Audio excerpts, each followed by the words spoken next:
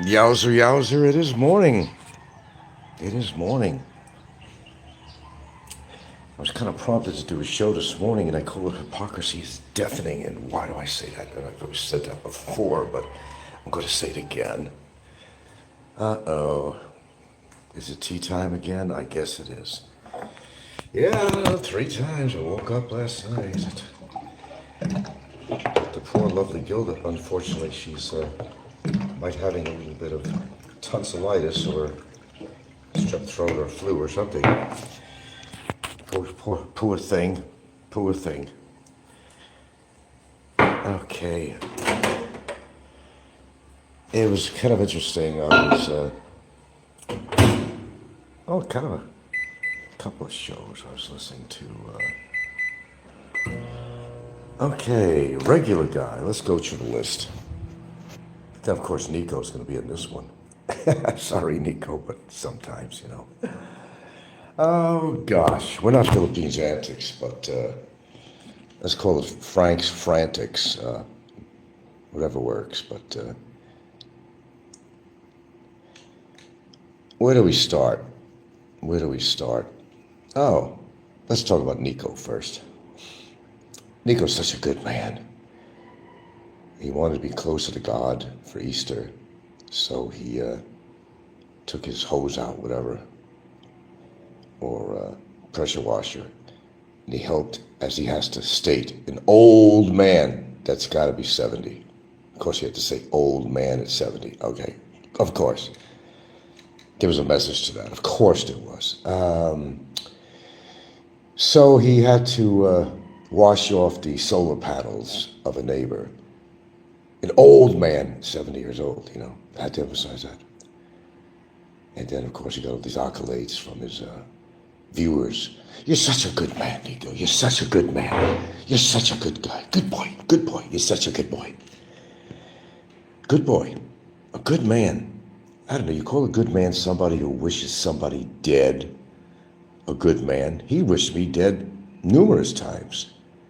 So, you know, using that terminology, he's a good man. Well, stretch the imagination there.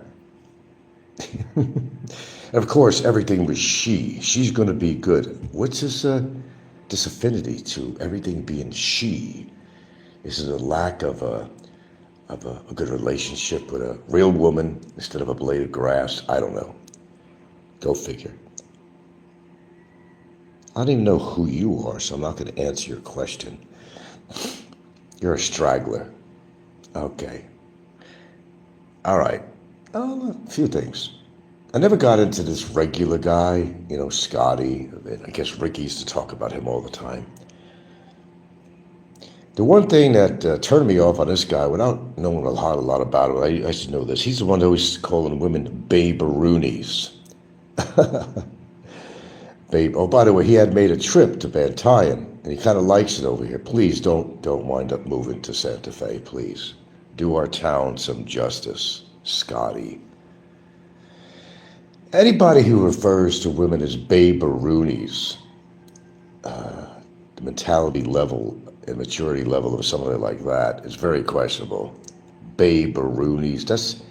To me, that's just a sign of disrespect for women when you're calling them babe-a-roonies. You know, long version of babes. Bad enough. But, I can never stop saying this. We got so many characters here on YouTube. Top it off with this regular guy. I don't know, he's 49. How does he survive out here in the Philippines at 49 on $600 a month? Another Barry. He was so excited the other day that somebody gave him a $75 donation. And he was beside himself. Nobody's ever given me that much money before. Thank you. Thank you. And to top it off even more, who is he dating? My understanding is that Kitschy Kim. Oh my God. Kitschy Kim?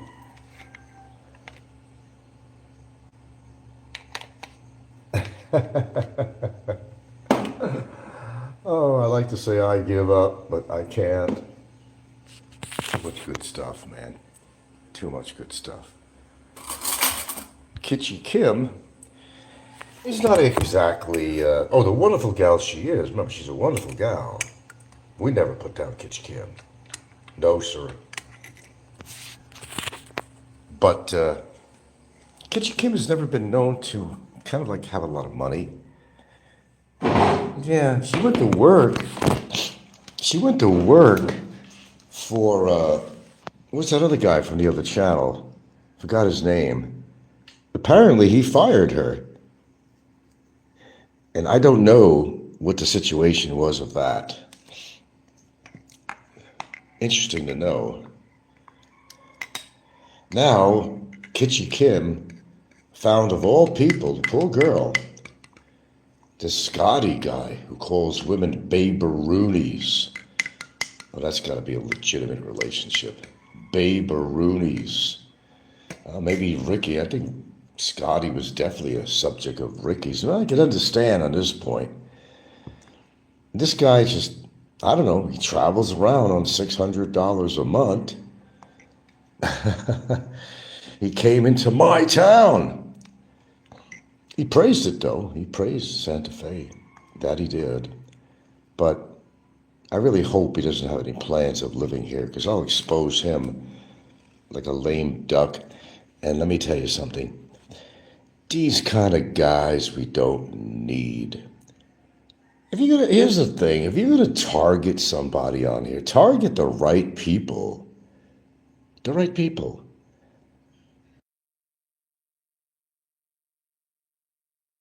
Oh, sorry, I had to sneeze there for a second. I turned off the audio. Probably have another one coming. Oh, my, oh, my. Really got to get the cobwebs out this morning. Trip to the doctor today for my lovely Gilda. My very lovely Gilda. Poor thing had a 38.4 fever yesterday, slight headache. Now overnight she has kind of a middle of her throat down there. She's kind of sore. Could be tonsillitis. See, the problem with the doctors out here, though, they don't do swab tests, to see what it is. Because it's important. They could have meningitis, but it doesn't have the symptoms of that. We wouldn't want her to have that, would we? We love Gilda.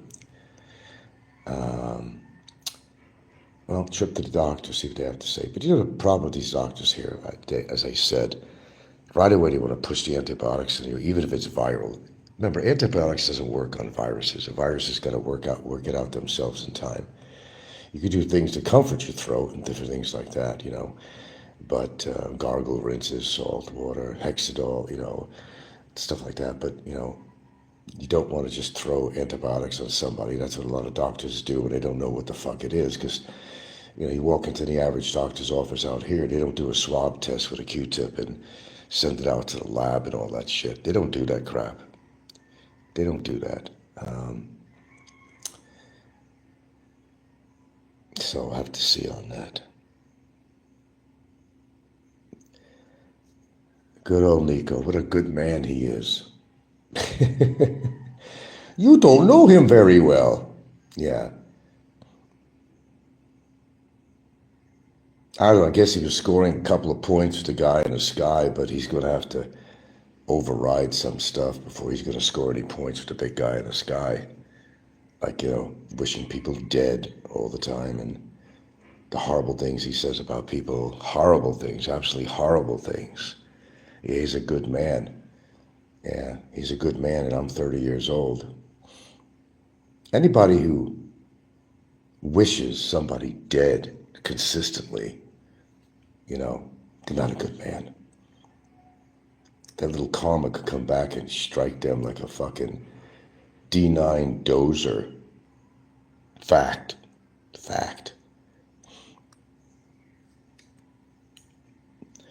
Well, you don't have a lot of things to do with your time. I guess you do got to start keeping busy. It's quite a task to try to take care of your grass. Then it keeps on dying on you. Back and forth to Home Depot and fertilizers, this and that and this and that, and he's still got dead grass. That's funny, I'm sorry, but it is funny. Okay, what else is going on? Well, Easter is officially over. Officially over. And as far as I know, the high roaders have not helped Barry out at all. Still haven't helped him. You know what the theory was with these guys? The theory is that if they could try to get Frank deported, then Barry wouldn't have to pay all these court-appointed penalties and so forth. Oh God, that's so far from the truth. But if it came from the high roaders, or that's what they were saying, it must be true. Not. Okay. I'm sure Barry is enjoying his stay at the Ritz, Manila. You know, the more I think about it, and I gave it some other thought, I think everything is just working out righteously. I think it really is. If anybody deserves to be in there, this guy deserves to be in there. It's, as I said, fate, karma, whatever you want to call it. He still wound up in Bikutan, didn't he? Wow. Am I a prophet or what? I mean, I knew he'd wind up in there one way or the other. I just didn't know how. I just thought the judge was going to do that. But lo and behold, it didn't happen that way. Oh, my. Shit happens, you know. The guy who came up with that phrase actually never registered it with Washington, D.C. Copyright. Same as the smiley face. Those individuals, they never did anything legally to officially coin those phrases. They would have been millionaires, many times over. Oh, it's he. Oh, I better start doing a lot of immune things because I don't know what she's got. I don't know what she has. But I cannot afford to get sick. Nope. I cannot afford to get sick. It's really amazing when you can't even find in your community a place that actually gives out a flu vaccine or something like that. Very difficult. No wonder people are dropping dead like flies out here. Filipinos and foreigners. I found some remedies. If you can't find Pepto-Bismol and some other products, they do have local generic names for equivalency here. I didn't know that.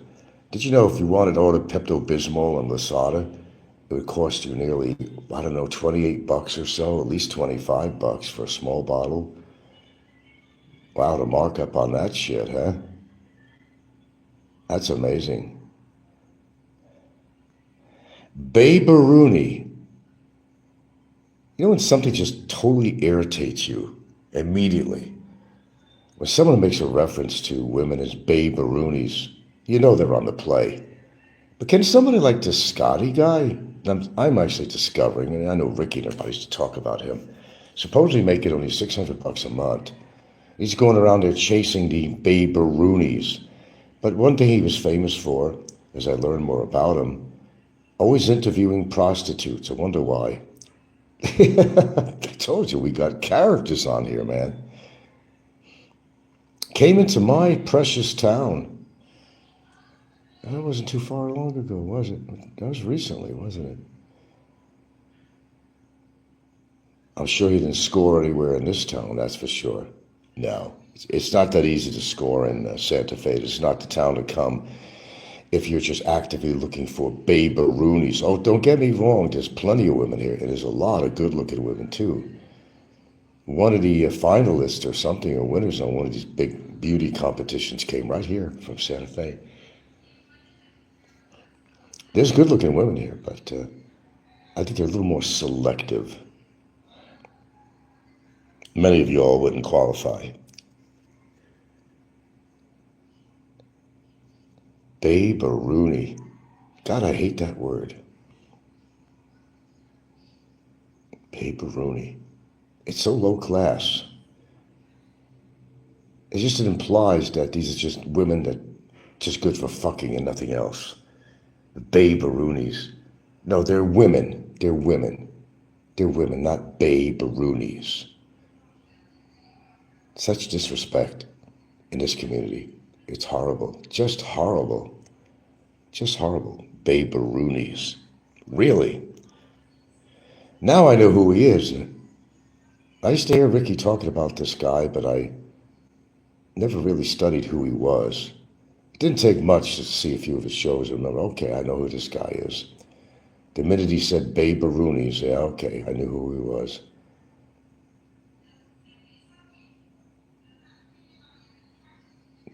Oh, the humanity.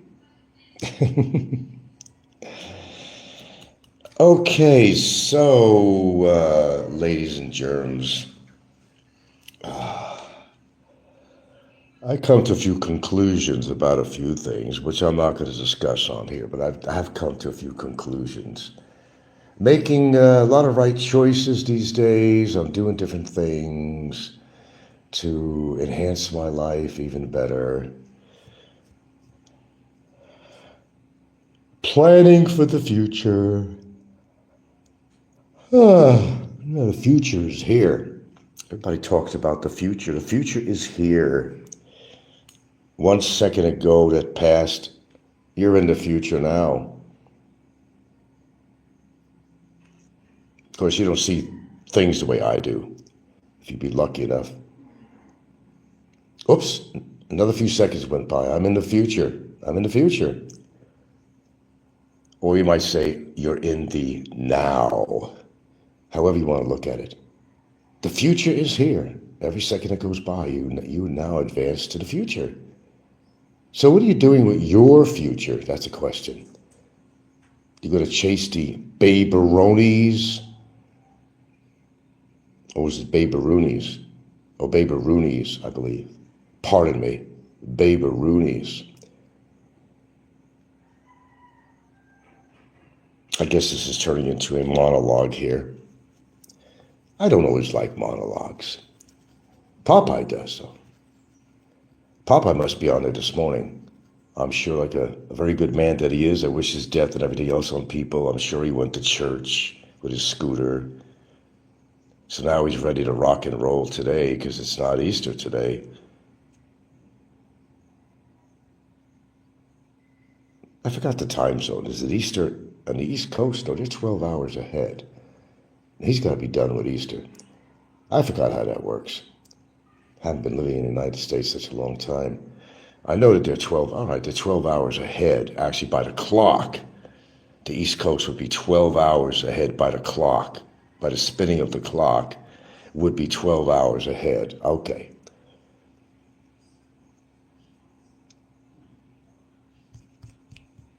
So what else is new and different? Not really much on YouTube here. You still got the high roaders that haven't helped poor Barry. This poor man. Poor man. They're not even trying to help him. Not even trying. All these do-gooders that feel so bad that this man should have served 2 years. That's too long. That's too long. They proclaim. It's too long. They exclaim. But now that he's thrown in Bikiton, hide nor hear of any help. That's our good boys, the high roaders. What good boys you are, said Grandma to them. You're such a good boy. You're such a good boy. Then they grow up to be a fucking louse on the skin of society. Grandma didn't have them pegged very well. They're not good boys. What are good boys? No, they're not. They're scandalous. They're horrible.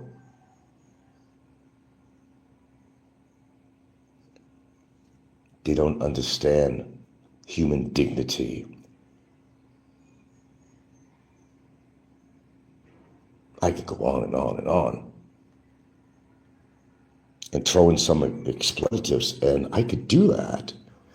That would be too long of a show. Oh, yeah, I'm in a perky mood this morning. I'm a little tired.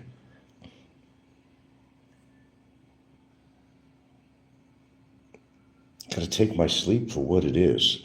As long as I'm getting sleep, I am fine. Wake up to a new day, that's even better. Who could ask for more than that? To wake up, be able to wake up. That's the point, guys. To be able to wake up to a new day. They don't appreciate it. Most people don't appreciate life. Instead, what do? They just try to destroy their own lives by trying to destroy somebody else's life, but inadvertently, it just kind of goes back on them. I could name names, but I'm sure you guys know already. All the culprits are.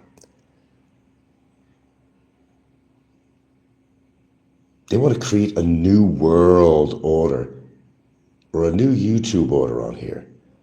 The high roaders, the newest edition, coined, phrase coined by yours truly, of course. I've coined many phrases on here. But the high roaders are nothing but Satan's disciples. Pushing evil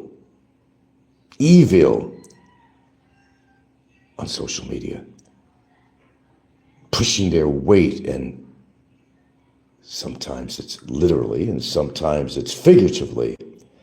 Most cases it's literally.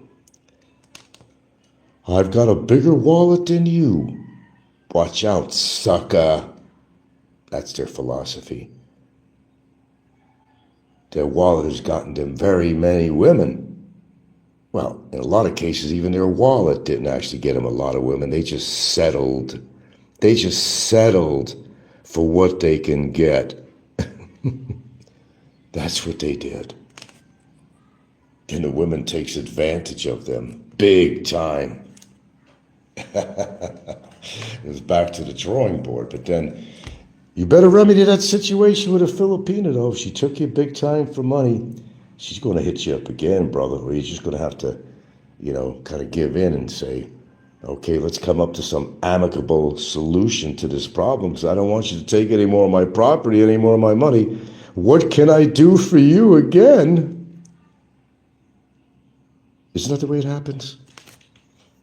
Why am I so knowledgeable? Why do I have such great insight into many of these people? I do. Call it a gift or a curse, whatever you want to call it.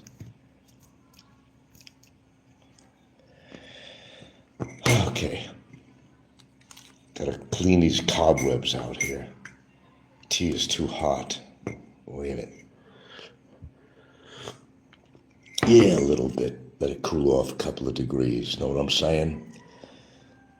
Well, the clock is ticking in Big Huton. Oh, a lot of people, of course, on these copycat chats, Frank misses Barry so much he wishes he was on. No, that's not true.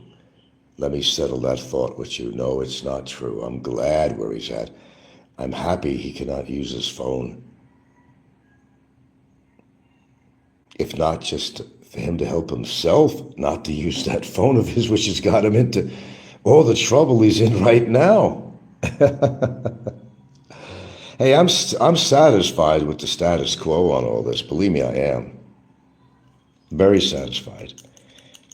No, I don't love Barry. And I'm not jonesing because Barry's not doing shows. That I'm not. Just to fill in the blanks of what you think you understand, but you really don't. I couldn't be happier. There's pure evil out there that lurks, evil that lurks in the Philippines genre. Lots of evil. Don't need to name names. You know who the perps are on here. very clearly.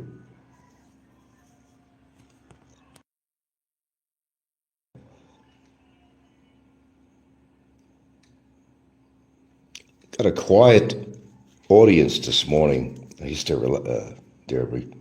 recuperating from the Easter weekend. All these lovely people, lovely religious people. I was always fascinated by the concept, though. The concept being they could be the biggest piece of shit during the week and fuck your neighbor, steal, rape, whatever they do, wish people dead, this and that. But they could always remedy and rectify this by going to the confessional booth on Sunday. Boy, having been Easter, boy, that confessional booth must have been overcrowded. It's all right, no matter what you did, son. There we go, the 5 or 10 Hail Marys, and you're absolved of all your sins. Imagine if these people could be absolved of their sins. It's never happened. But mostly because after they get their sins absolved, they go right back on Monday and do the same thing over again. Repeat, rinse and repeat, rinse and repeat. So what's the purpose of going to the confessional booth? Why go to the confessional booth if you're going to be repeating your crimes over and over and over and over again? It seems like a fruitless feat and waste of energy and time. Why not just repent? Repent. The end is near. Repent. Repent your sins. Just don't do that anymore. Be nice. Be nice. Try being nice. Can't be that hard. Oh, maybe for some. I don't know. It's ingrained in some of these people. Babe-a-roonies. Babe-a-roonies. So that's the guy. That's the guy. Scotty. I've heard his name mentioned before. Now I know his channel name. In fact, I forgot it. The what guy? What was he called? The what guy? Oh my. What a drag it is getting old. Don't I go on YouTube every day and I hear what the people say, and I'm not really happy where they're coming from. Then I examine their past, and I know they're not going to last, because all they do is hype things, and they love to do almost horrible things. But what else am I going to say? You're not going to change them any day.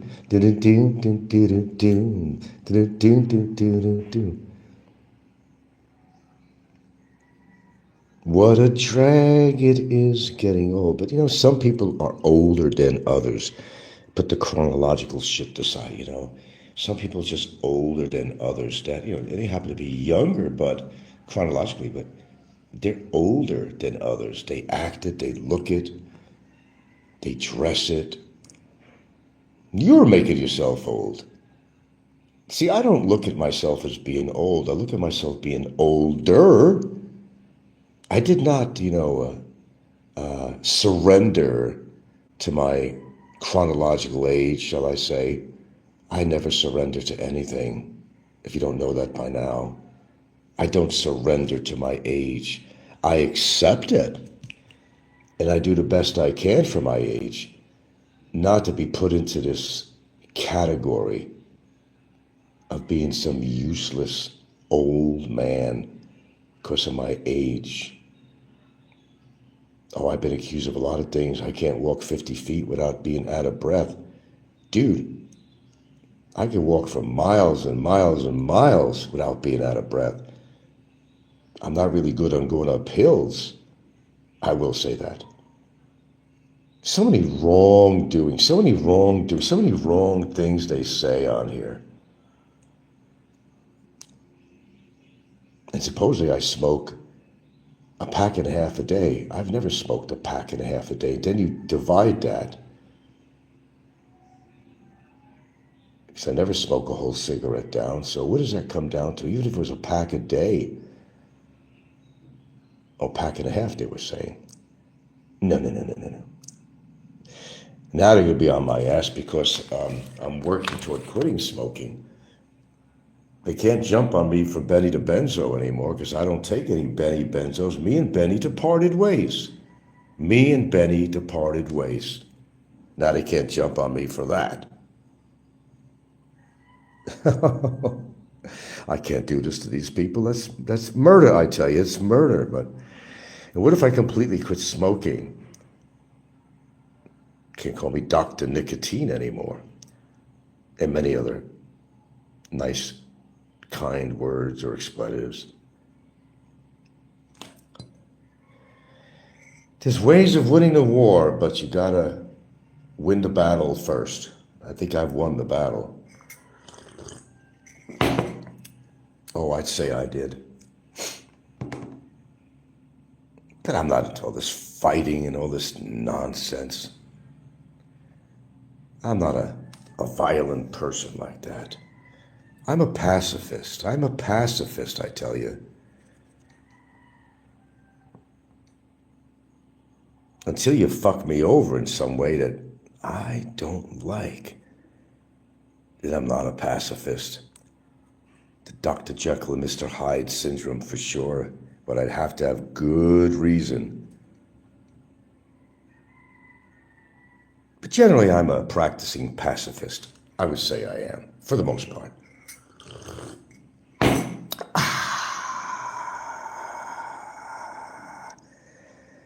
I'm jonesing, man. I'm jonesing.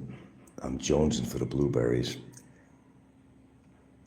That's my drug of choice, actually, blueberries. I'm jonesing because I can't find them anywhere. Oh, hell. A little late for that. Her daughter's coming. The daughter's coming here today. It's too late now. I was going to try to have her go to some store to find me some blueberries, but you have a whole cooler to put it in. It'll defrost on the way. It's not worth it. It's not worth it. We'll be in Cebu before you know it. Anytime now, really. I don't know. We'll be in, and I think I got to make a trip to Bago tomorrow. I'll try their supermarket. Occasionally, they might have something like that. It's rare, but they occasionally might have something like that.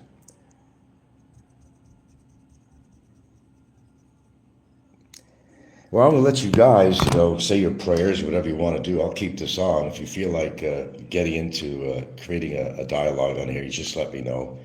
I'm going to put this on mute while I take care of a few things. Give you the opportunity to get this party started.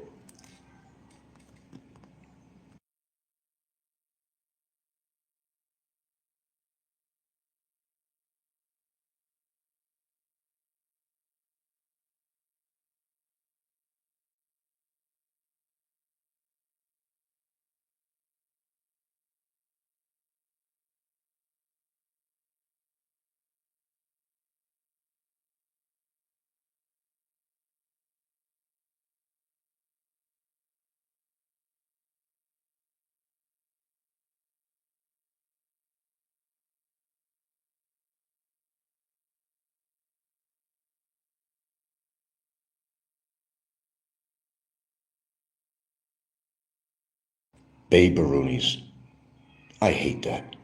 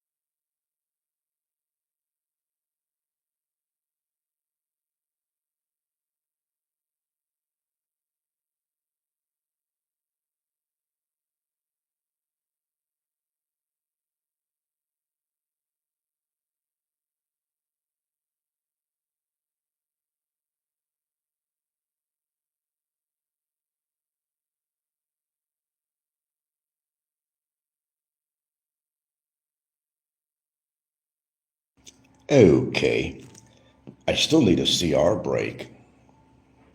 That's upcoming. Stay tuned. Anyway, isn't it strange the way things work out? Okay, this chick, puts this complaint against me with deportation, right? Because her loser boyfriend wanted to get revenge. And what winds up happening? What winds up happening? What winds up happening? Well, you know, as a result of that, she's now drinking heavily now. To cover the pain of what she's done, she's drinking. And she's making a point of it to everybody for sorrow, for sympathy or whatever. But she's drinking. And she's recognizing she now has a drinking problem. Apparently, you'd have to see her shorts to understand that. Partying with the cousins and everybody, and they're all drinking away. I've never seen her drinking before. Has her elite boyfriend caused this damage to her? Or is she worried about the ramifications of making a false report? What could be the ramifications of such? Is that taking her to drinking?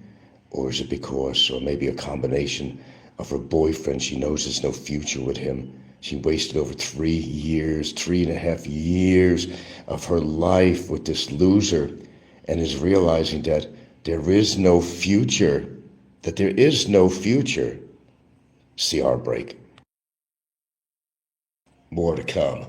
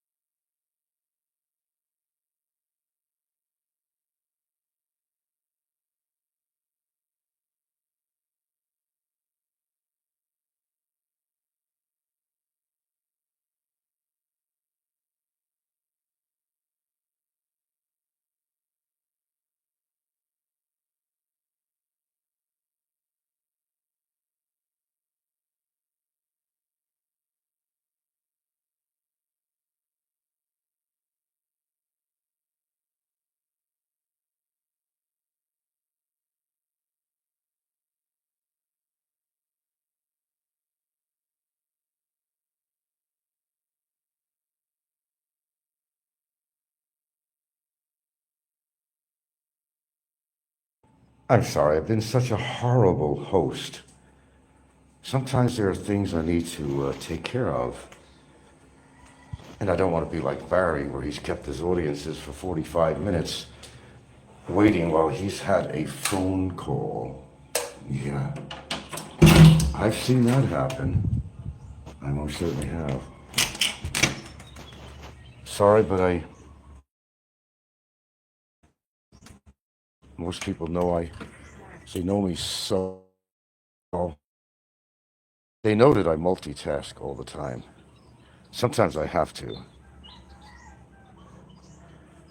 as I'm not very stationary all the time. I find it hard to just stay still when there's other things I need to accomplish. Oops, yeah, like this. People put laundry in there, they don't,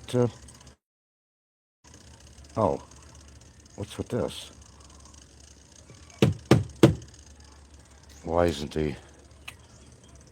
is a plug unplugged on this washer? I ain't got no slippers on.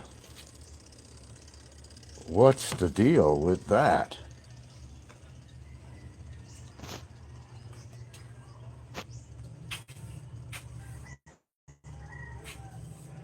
Anyway, there's no specific purpose or rhyme on this morning's show. Just kind of voicing out a few things. Babe-a-roonies. Really? Come on. Come on. Where's the respect? I wish I would have met up with this guy if I knew he was in my town at the time. I mean, not that I was going to do anything to him, that's not the point, but maybe to just educate myself what this guy was all about. A lot of people wonder, how does he get around the Philippines? He's just making $600 a month. I guess where there's a William, there's a way, you know. People do it. They do it. How, I really don't know. All the news that's fit to print. Kitchi Kim found a new boyfriend. God bless her. God bless her. God bless her. God bless her. God bless these women. They know how to get around. They're survivalists. That's what they are. That's exactly what they are. They're survivalists. And they do a really good job at it. Sometimes you got to do what you have to do to survive in this life. Hard times, folks. There's hard times. Really hard times. This economy, everything that's going on, it's hard times. Okay, I don't have too much more to say. Gotta figure out an appropriate breakfast. Then we'll have to hit the doctor's office this morning. Not for me, of course, but for the lovely, very lovely Gilda. Very lovely Gilda. And see if these Cowtown doctors can figure something out. Whether it's viral, bacterial. Maybe I should just go to that lab. Maybe that's the best thing, because they actually have an in-store doctor there. And maybe because they're part of a lab, they can do a swab test or something. You go to a regular doctor, they're not going to do a swab test. They're not going to do that. And then they're going to write it off as being this or that, which it actually isn't. It's like guesswork. And guesswork, don't solve any problems. Guesswork doesn't get a person healthy. It's tests, my friends. It's tests. With that being said, my day must go on.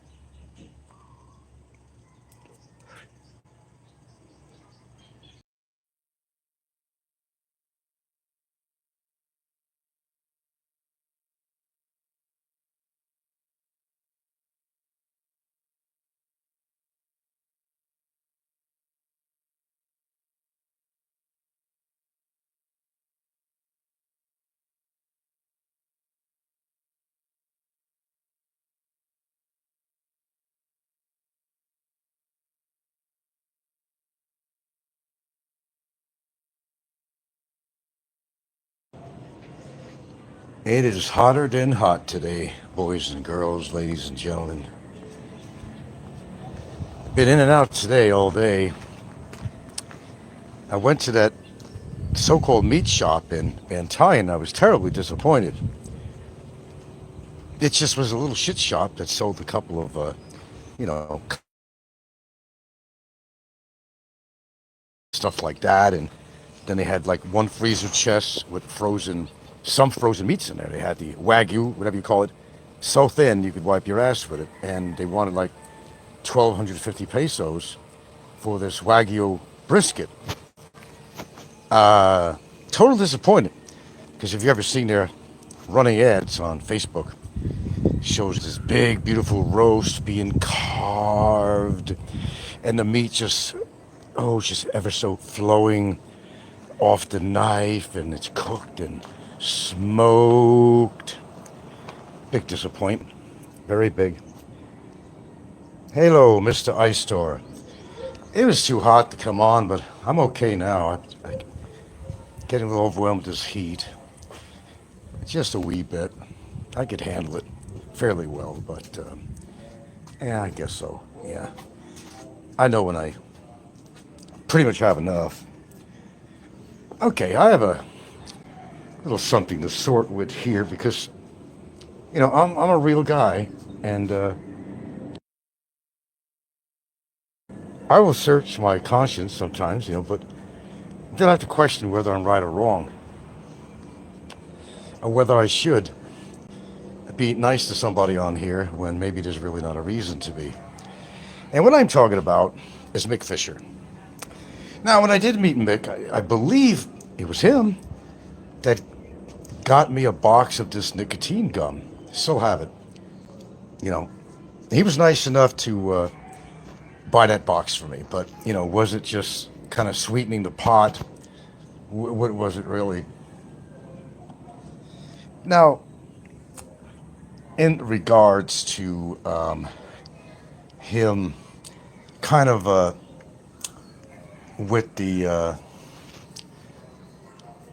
basic attitude of Barry, where he felt that Barry served enough time in lockup. Well, I look at it a couple of different ways. Mick was never in my shoes with this. Number one, we're going to put that number one and foremost.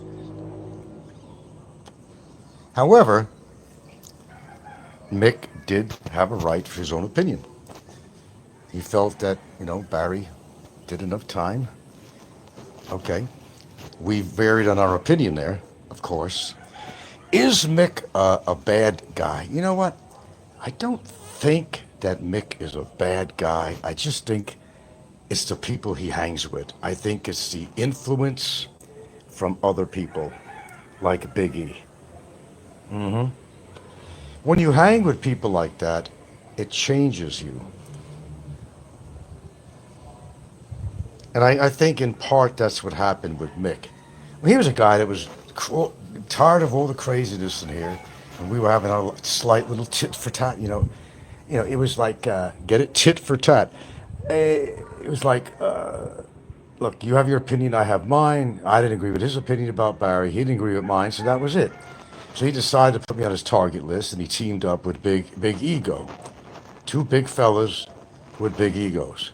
But I think when you're under the influence of the Big Ego and you hang around with him, he's going to highly influence you. You'll become part of the harem or whatever. Yeah. Yeah, well, his comments are vicious, and that's why I'm really questioning his character. And I don't want, Mick Fisher is not an integral part of my life in any form or way, except that the fact that he's very adverse to everything I do. And, it's partially because of his influence with, the Big Ego, the Ego Meister, That's part of it. That's part of it. Going back to this air-conditioned room, fuck this shit. I got him on in 2 rooms. I need to rest, man. Oh, my back from the freaking jeepney I was on today. They're not made for humans. They're just really not. What happened was, at one point it was crowded, when we first got in. So I sat up in front with the driver, and it was such cramped space that I was getting a cramp in my left hip. I said, whoa, no. So he made sure the passengers kind of scooted over. I went back where I should be. Because when it's crowded on a jeepney, at least around here anyway, they'll let you sit up there with the captain of the ship. But even the handlebars of his motorcycle on it, dig it into you every time he turns. And I was in a position where I would not have lasted. I would not have lasted a couple of minutes longer. I would have said, I got to get out of here. I would have gone to that point. But I told him, yeah, this was uncomfortable. He said, okay, so we stopped it, and I went out and back, and they scooted over, and I fit in. Sardine can, as they usually are, but you got to understand, they were never made for comfort. They were never made for comfort. Okay, Mick Tits and Chubba Wubba are always, Chubba Wubba especially. I always figured that was Warren, because it's Warren's style, and he was relentless. He was absolutely relentless, so I still think that could be Warren. I still think it could be. Cool off, girl. Yeah. If we have to run 2 ACs, we run them. I don't care. Our comfort is more important. That's for sure. I don't care about what the electric bill is. I care about our comfort. Challenging weather in challenging times, folks. I took the medicine. Yeah, you did. The antibiotic. That might make you a little tired. That's why I get slight headache. Yeah. Hot. Yeah, what a day. We had to go, deal with the heat, go to the doctor's office today for her. She'll survive it. Got some antibiotics, and he didn't really say it was strep throat. It was, did he even know even what it is? They even admitted they don't do swab tests out here, which is one of the easiest tests to do. Huh? I get the red in my throat upper. Yeah, well, he saw that, right? Yeah, pink. Okay, yeah, painful. Well, you got that spray for it? I get the spray. Okay. Twice a day. Yeah. Okay, spray for the upper roof of the mouth is red, and yeah, believe me, I've gotten plenty of those kind of situations. I've had plenty of those. They're very uncomfortable. You can do your mouth and throat. Yeah. Beware of Greeks bearing gifts. Like when Mick met me at one point or another. He had this box of nicotine gum, and I thought that was pretty nice. Bought breakfast, whatever. Very nice. But then as time went by, the true character of the people come out. They really do. Mick needs to be acting like a man, a grown-up, and not a fucking child, having an emotional tantrum, because it's not acceptable by me. And I don't have to accept that he's not a friend of mine, so, I'm not worried about losing a friend. That's the last thing I'm worried about with him. But I'll continue being me, and he'll continue being him, as cantankerous, as insulting that he wants to be, because who's he hanging around with? It rubs off. He's hanging around with Big Ego. What do you expect from Big Ego? You expect that kind of shit from him. None of these people are my fucking friends. I don't care either way what they do, but I think that they got to act like grown-ass fucking men and stop acting like emotionally troubled children, and with revenge as their side partner. Go on with your fucking lives. I don't think they have the capability of doing it, because they've been chasing their tails, most of these people, all their life. Chasing their tails. And what do they get out of it? Well, at some point in their career, maybe they're collecting something because they had a work ethic or a work history. Very good. Very good. Then what? Then they got too much time on their hands. They go back and forth from Philippines to Thailand to Vietnam, whatever, chasing fucking tail. They're no better than, what's his fucking name? Who calls all the women baberonis, The fella that I was talking about earlier today. Frank, you couldn't even find decent beef cubes for a nice stew? Not in that place, I didn't. No. I can find beef in town here, actually in Bentayan more so. They have, but, none of the beef here is good. Actually, there's one store, which is part of the Cocoa Bar Hotel and Restaurant, and right next to it, right on it, they have a little store, and they have freezer chests, and they get some of their meat from S&R, and that's actually where I get my ribeyes. The other place I get the ribeyes is when I go to Cebu and I go to S&R. We usually pick up a package of small ribeyes there. You know, it's okay because I don't want to eat red meat all the time. I enjoy having it, but like I said, in small portions. Small portions. You know, I was thinking about it, and I was always going to be apologetic to Mick, and then I just from the course of this show, I changed my mind. And the reason being because I just don't think it's like another Barry. I don't think he'll change. You know, I remember the whole fucking purpose for meeting me was, you know, it was a mission. It was a mission to say, hey, I'll come to Santa Fe. I think I'll visit Frank and Gilda and be friendly and be cordial and all. Well, he was friendly and he was cordial and all that stuff. He was. He was, but you know, there was an ulterior motive involved with that I picked up on fairly quickly. And he was on a mission to try to get me to drop the charges on Barry. Well, which was never going to happen to begin with. Ever. Ever. I mean, ever. But I'll say again, you know, they're not wearing my shoes. And if they were, they might be reacting just like I did. But since they're not in my shoes, they wouldn't understand. And that's just the way it is, whether it's him or anybody else. You know, you've been taking a battering for somebody for how many fucking years, and you tell them to stop, and they don't, you fire your warning signal. You fire your warning shots. And I fired several shots when it came to Barry. And he didn't stop. I gave fair warning. Now, one way or the other, he wound up in Bickerton anyway. There you go. There you go. What does that say? Just beware of the naysayers on here, because they got more shit going on in the background than they're going to tell you. And that's a fact.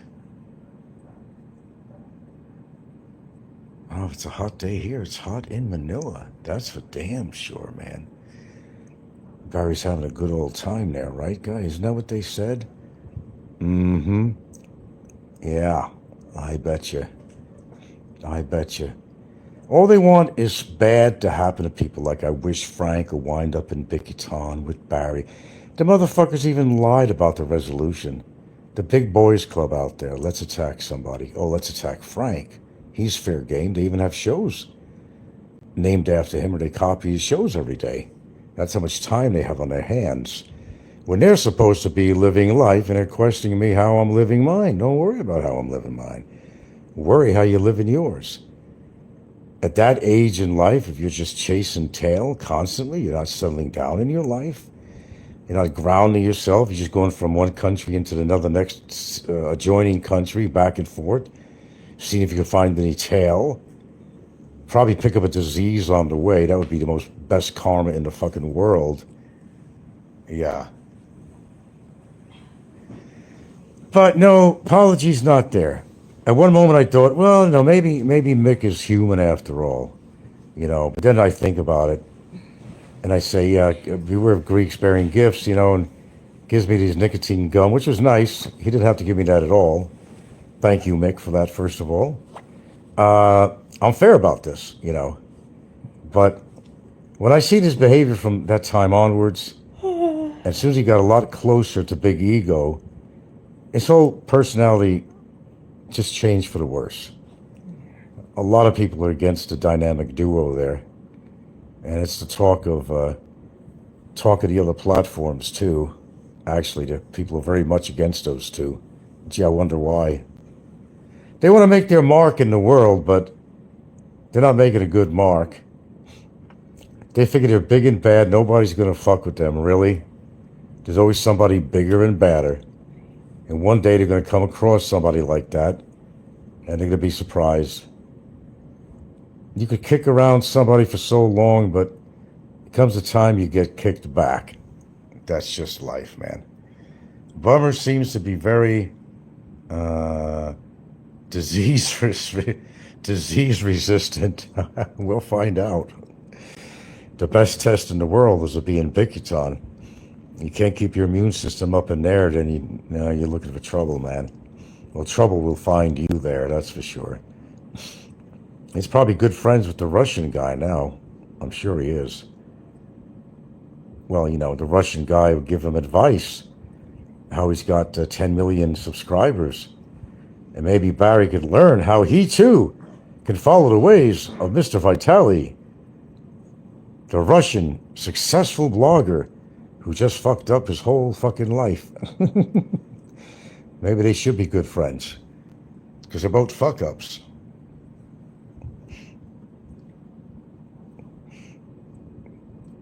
And maybe Barry will learn. If he ever gets out, maybe he'll put another show on and follow Vitali's route, which will follow him back into prison again. It's just the way it works. Okay, so I'm glad I didn't make an apology, because during this broadcast, I get to think again. I was almost going to apologize to Mick and say, you're probably no right guy and all that. Or maybe, I could make excuses for him and say, well, he was just under the bad influence of Big Ego. But no, he's responsible for everything he does. He's responsible for what he says. He doesn't have to please Mick. Is Big E? I mean, is Big E his lover? Are they lover boys? Why does he got to please Big Ego so much? He's got to stroke Big Ego's ego, and maybe Big Ego strokes his.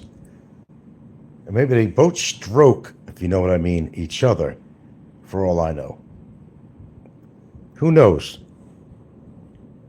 The Ego Meister's kinky in a lot of ways anyway. Who knows what the fuck he does with his friends? I don't even want to visualize it, seriously. But you got some people that decide to try to impress others. These are people that I'd like to see you dead. These are people that support criminals. Some of them even go to church. Oh, gee, duh. That wouldn't make any sense, would it? Like I said, hypocrisy speaks very loud. Very, very loud. So what's up out there in YouTube land? Who's zooming who today? Who's talking about who? Who's planning horrible, terrible things to others? So common on here. Who's saying who about what? I didn't plan to be on here too long. I'm cool in my room here. I'm laying down now. I'm okay. But those jeepneys, they just really kill you back. Every time I go on one of these things or trikes, I mean, metal bar sticking in your back all the time. They don't make these things for comfort. That's for damn sure. Boring day. Philly talking about Vitali. Yeah, it's pretty. Ouch, my lower back. Boy, I tell you, really, it doesn't take much. I'm getting in bad shape here. No, I mean, seriously, I'm almost thinking of bringing a little pillow or something, a cushion with me. And I don't care what it looks like. A donut type thing or a neck thing, has a cushion to put it behind my back when I have to go on a trike or a jeepney. I don't care how it looks. But these things will kill your spine, man.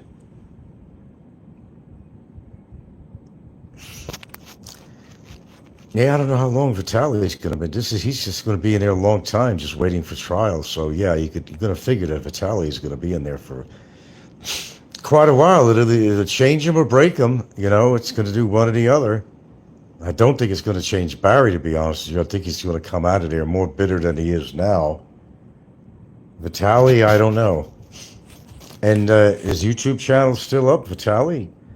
Didn't the authorities somehow talk to YouTube and pull the channel down or something? Is his channel actually still up there? I wonder. 10 million subs. See, everybody's got to have a gimmick. Some of our local boys in the genre have their own gimmick. Let's talk about Frank, or let's talk about this one or that one. That's their gimmick. Create drama. But they're not exactly, scoring with all the subs either. I don't know where he got them. They say Vitaly has mucho dinero. Well, that's what I heard. That's what I heard. Well, I don't know, man. If you got 10 million subscribers, man, I got to look it up on Social Blade if anybody wants to look it up. Go take a look at it. I can't do that at the same time I'm on here. But look up his show. Go to Social Blade. Put his name in there. It'll give you the stats on Social Blade. Give you an idea what this guy's raking in through AdSense and all that. Yeah, when you got 10 million subs, yeah, then you're making some substantial money every month. Those are successful people with that kind of subs. You don't even have to have people giving you super chat or nothing. I mean, the ads alone on there with 10 million subs, I mean, yeah, you're making some half decent money, that's for sure.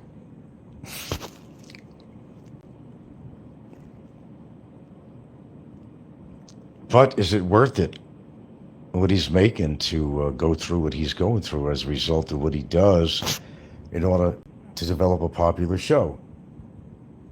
And what kind of idiots actually watch this guy's show? It's the same kind of person he is. I told you, there's always somebody for somebody. There's always, somebody has the same mentality level than some of these vloggers do that do crazy things on here. Yeah, I'm sure he's got a few bucks. I don't think he's poor, but he can make his life over at Bikiton while he's there. He can make it quite comfortable if he really wants to, and I'm pretty sure he will. He got extra pesos to go around. He can get himself a nice room. Well, maybe if he likes Barry enough, Barry can share the room with him, possibly an air-conditioned room. Might be able to get his ice maker back. Who knows? Even his Xbox back. Barry's new buddy. Barry's new buddy. I can see them too. Can you see me in there with Barry? Barry says these macho things, Are you coming here? You see what's going to happen? No, if I were you, I'd worry about me ever being in there. Actually, what might happen to you, sir? Quite the opposite. That's what I say to that. Because if I wound up in there or something like that, I'd have nothing to lose. If I was going to be deported, if I was going to be stuck in there, listen to my psychology here and my philosophy. I would feel I got nothing to lose. So I wouldn't think twice about making his existence in Bikiton more hellish. I'm a woman, you're not supposed to hit me. You. You punch me, I punch you back. Just talk to these guys here. I know it's 2023, right? Yeah. She's got the same rights I got? Yeah. You kick my I kick back. Yep. Do you want to press charges on them? I mean, I can take you out. Yeah. We don't need crap like this. Did you feel pain? Huh? Did you feel pain when they hit you? Oh, hell yeah. Scale of 1 to 10, how I bad? got scratches where they rammed my head into the concrete. I'm bleeding back here. Okay. On a scale of 1 to 10, how bad did it hurt? Bad enough that I got to punch back. Give me your guys' side. What happened? So we're getting the balloons in the car. He comes up and he's like, "Thank you for parking in the handicap ramp." And we're like, "We're putting the balloons." Then he starts talking shit and he walks over here and he tries to push her out of the way to take a picture of her plates. She's trying to close the trunk because the balloons are back there. Then he grabs her.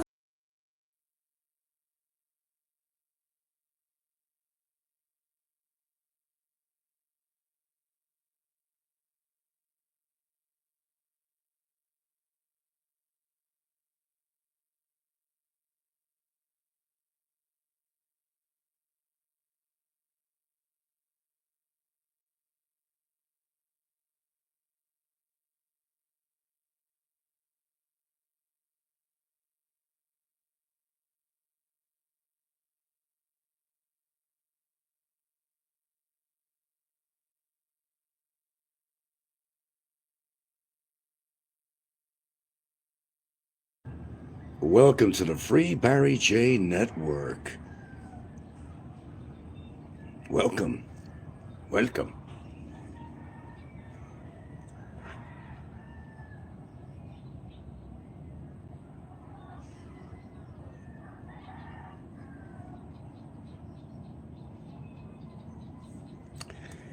Well, good late afternoon. Kind of had an early dinner, broccoli, garbanzo beans, a little bit of leftover chicken mixed in, olive oil, garlic powder, black pepper. There you go. What do you think? What do you think? Okay, right on, brother. Sound pretty good? Well, they ordered some pancit, so I guess we're gonna have some pancit. Don't know if my stomach could handle. It's awfully greasy. But we're here to encourage people to give from their hearts to Free Barry J. Open up your hearts and pockets, and let's get this man out of that hot, sweltering jail before anything happens to him. Or before I get there.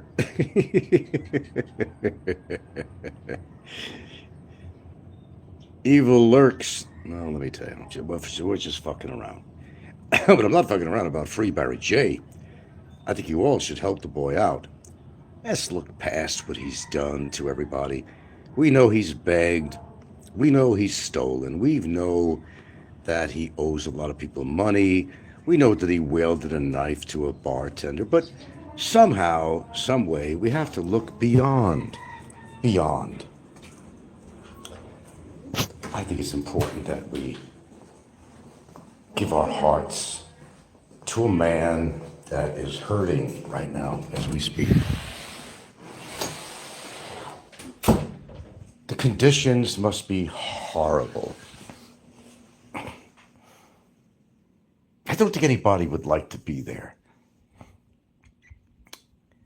But being an understanding and caring person is taking the high road. Sometimes you got to take the high road in life. So let's open up our hearts and souls and show the warmth and cockles of your whole being and give to this man. Now we're trying to raise quite a bit of money here. Quite a bit of money. To some, it's pocket change. But you think they helped. No, no, no, no. How are you going to become a high roader if you don't help a man in need? Indeed. Let's look kind of beyond his past and what he's done to people, countless people, and try to look beyond that. Because inside that man lies a heart of gold. Probably something he stole from you, but got to store it somewhere. A heart of gold, a heart of gold. Don't let the man be in despair. Let's free Barry J. Free Barry J.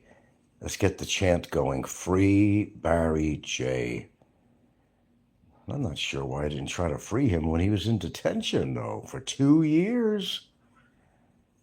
Very sad story, very sad case. I'm wiping away the tears as I speak. But I think the man possibly has learned his lesson. Probably not, but you can still open up your hearts and line my pocket. You do that anytime you want. Think of me, how poor I am. Can't afford a meal for tonight. Had to eat broccoli and beans. How sad is that? So you'd be helping 2 people out. You'd be getting Barry out of jail and to go back home to Alabama and Mammy and the eggs and hammy. Maybe even Miami. And you'd be helping line my pocket so that me and the lovely Gilda and children, we could have a proper meal. A proper meal. I'm not asking too much. Do you think? Nah. Just free the boy. Maybe he's learned his lesson after over a week in Bigton. That's a lesson alone, 1 week in that place. So open up your hearts. Do it for me. Do it for the lovely Gilda. We're starving here. I don't even have any more Just for Men to continue my orange hair. Help two people out. When you help Barry, you're helping me. Keep that in mind. Two people, two poor souls, two wretched souls that need your help. This is a cry. It's a cry for mercy. Mercy, I tell you, mercy.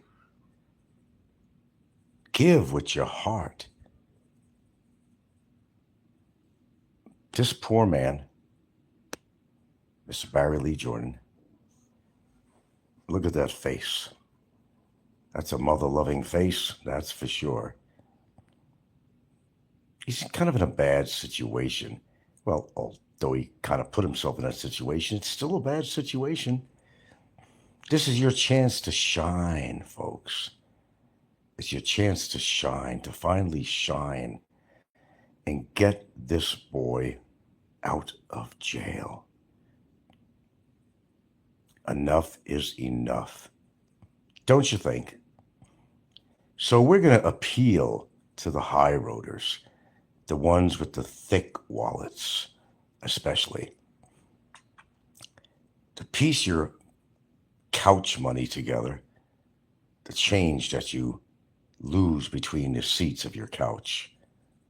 And since you have so much money, why not just put it toward freeing Barry J? This has been a public service announcement. Free Barry J. Free Barry J. I don't think I'm asking too much. Hello, James. What's up, man? Yeah.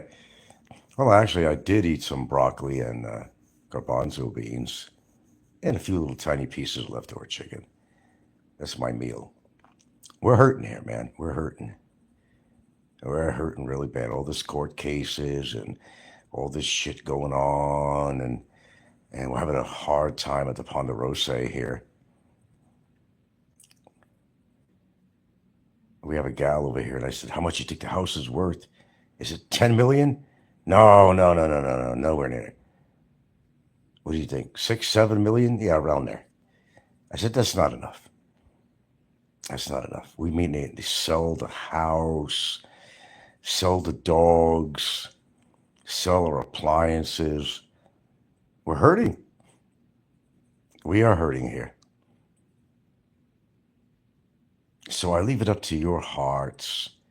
So when you help Barry, you're going to help me and the lovely, did I say lovely, Gilda?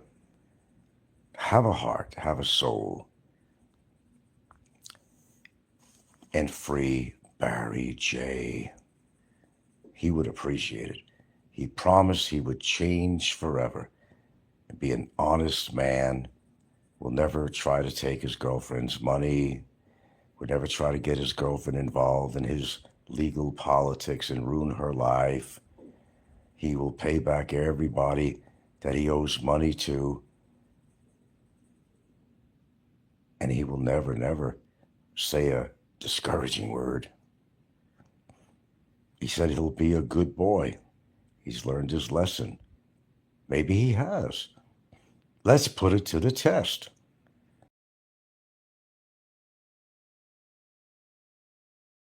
Barry J. Free Barry J. You tried in the past, but it didn't last. Maybe now's the time. It's not a crime to give with your heart and give all you can. And a little bit extra for good luck for his journey back home to get him settled and get him into that nice Ford Raptor that he wants.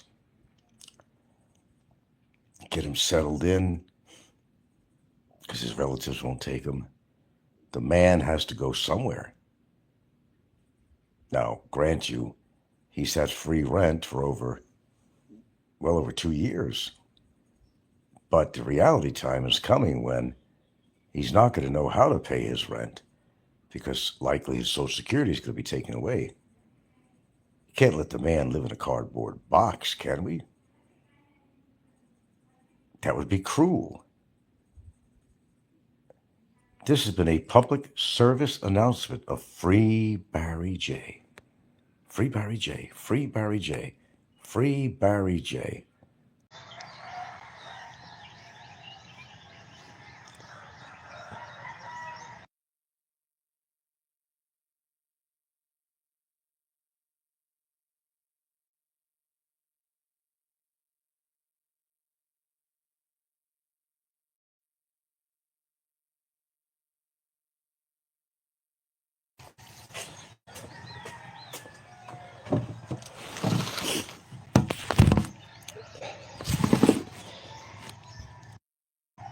I'm going to kind of make this a quickie this morning because I got to take a ferry.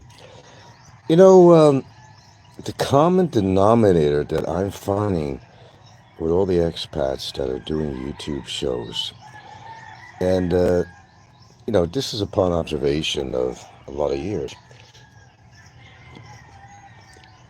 Many people, they spend more time talking about something than actually doing. I already put my cards on the table as far as my activities, or sometimes lack of, or given reason why I don't travel around a lot, do this and do that. No, retirement doesn't mean that you have to sit on your couch and watch TV necessarily. That's not what I'm saying.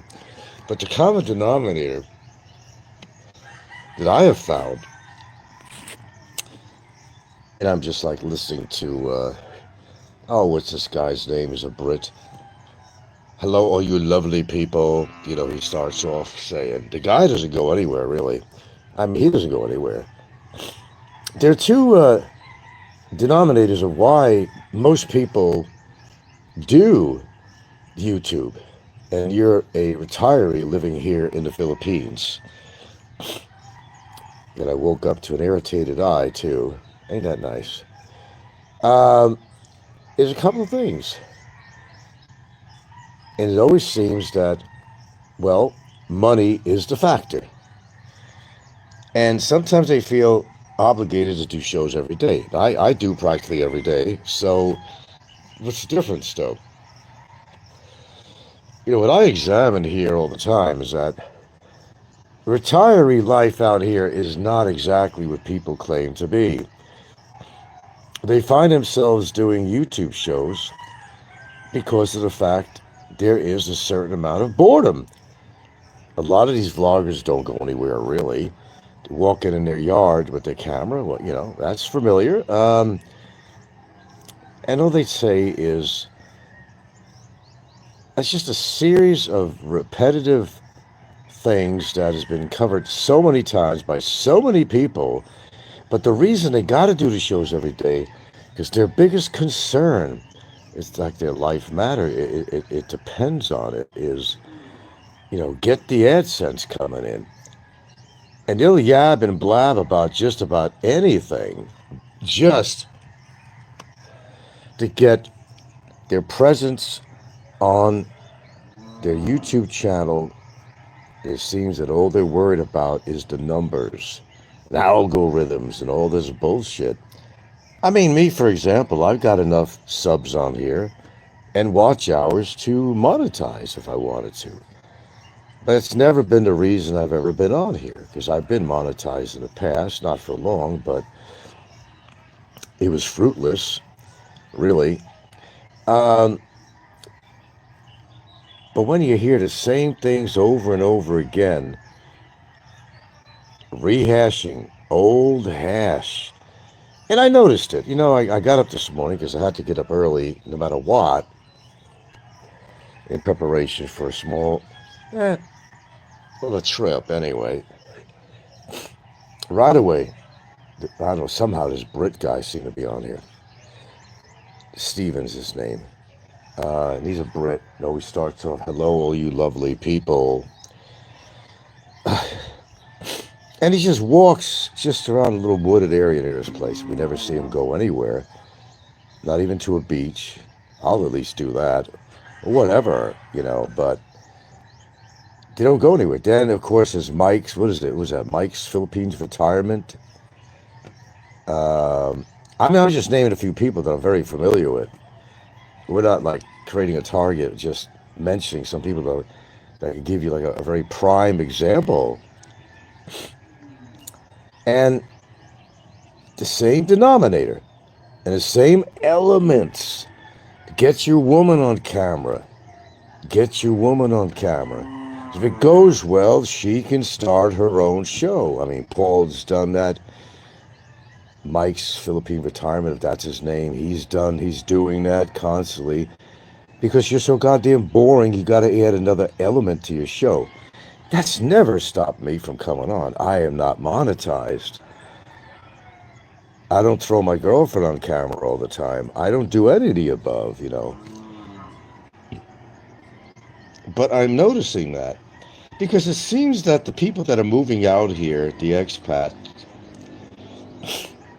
the fact is, they're, as much as I love the Philippines, but it's really not the most exciting place in the world. And having lived here for like 9 years, I can tell you that. I can absolutely tell you that. It's really not the most exciting place in the world. Then again, you want to get deeper into this. I mean, what are your expectations for you? You're retired, so you've got to be around your 60s at least if you're retired. Some people retire earlier because maybe they had, some success financially, invested and so forth, and they can afford to retire early. That's a different crowd. But generally, they're on their Social Security, and a lot of them are totally dependent on some of the revenue that they make on YouTube. I mean, they are dependent. They're not going to come out and tell you, well, I really need to do this show, even though I'm talking about the same crap and rehashing the same hash that everybody else has been doing for a set amount of time. And I don't know, I'm sure you guys have done this. You flip through the channels like a TV set, and it seems like you're watching repeat episodes.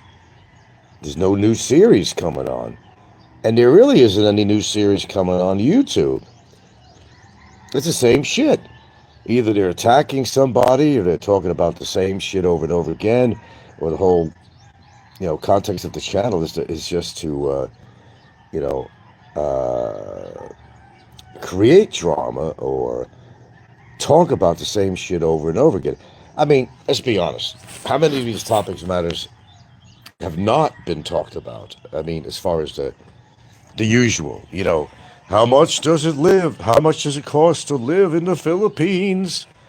How to find the best women? What are the best women? Province women or city women? Educated women or non-educated women? Women with jobs, women with no jobs? Age gap and all that shit. I've even talked about it thousands of times. Well, no, actually, I'm one of the few that have actually rehashed this as many times as most of these people actually do. But that I am definitely noticing on here more and more and more. And then it makes you understand why people are going for drama, because what else can they do? The average retiree out here is obese, or maybe they came here with pre-existing health conditions or something. A lot of them are housebound. Oh yeah, you hear all this, I'm doing that, but are they really doing this and doing that? They're doing what most retirees do. They're sitting under the air conditioner on an extraordinarily hot day. Maybe they go out in the early morning, maybe they go out at the end of the day. That's what they do. If they live near a beach, they might visit a beach, or they take a walk around their house. Hello, all you lovely people. And that's all it is. Same old, same old. I don't care whose channel you go to. Then, of course, the best way to get people to watch, you get the woman on camera, or you have guests come over on your show. And some of them could be controversial guests, or they could be a guest that you think that, well, had success on their channel. So put them on yours. Hey, helps the ratings, right? Anyway, I'm just kind of rehashing some stuff here. Hello. Princess. It's just something I'm taking more and more notice of. You know, I at least pride myself on coming here and saying, "Hey, it's not for the money, or I could be monetized already. I've got this. I got the stats, whatever to do it. I just don't. I don't see purpose of coming on here because after a while, the thing is when you become monetized and your whole gig of being on YouTube is to make money, then you feel that you have to do a show every single day, every single day, every single day, every single day, because you got to keep, the algorithms going and all this bullshit. And it's, I mean, it does become very obvious after a while. It really does. And I'm one of the few people. I'm gonna blow my nose, so I'll go on mute.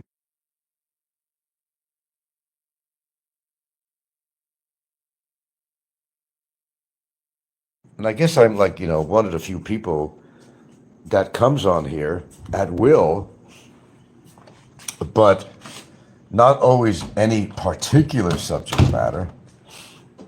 And it seems that a lot of the time there was, because there was a lot of court shit going on and all this stuff with the famous Barry Lee Jordan. Okay, so getting beyond that, I at least pride myself of coming on here and I can be multi-topical and I can talk about the things that people are afraid to talk about, that don't have the gonioles to talk about. And I'm a straight shooter. Bottom line, I'm a straight shooter. I shoot from the hip.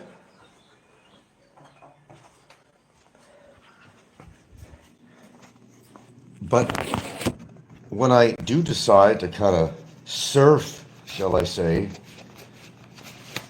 YouTube and see what's going on, I'm greeted with the same shit.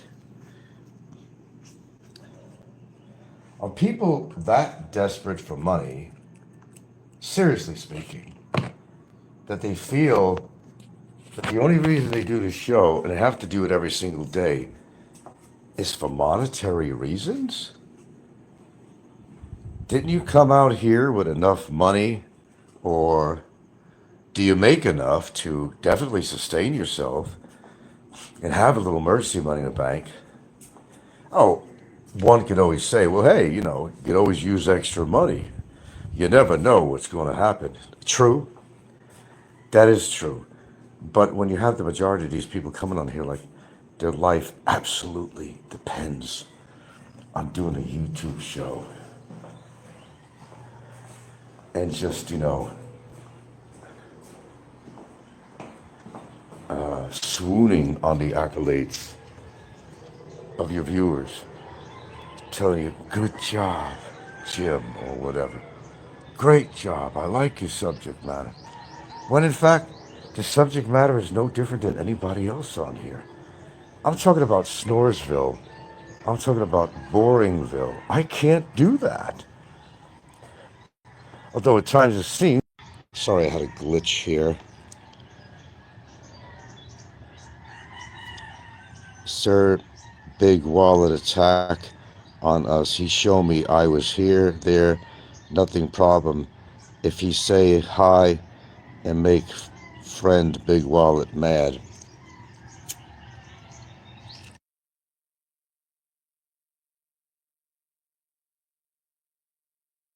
Well, I'm not exactly sure what you're talking about, but the fact is, it's the same old shit, just another day.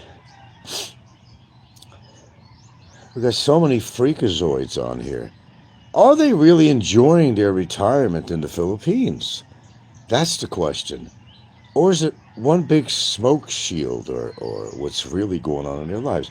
Sometimes it becomes very apparent on their shows that, as far as what they talk about, and they're attacking people, and you wonder, what is their MO? What is their motive for even coming on YouTube?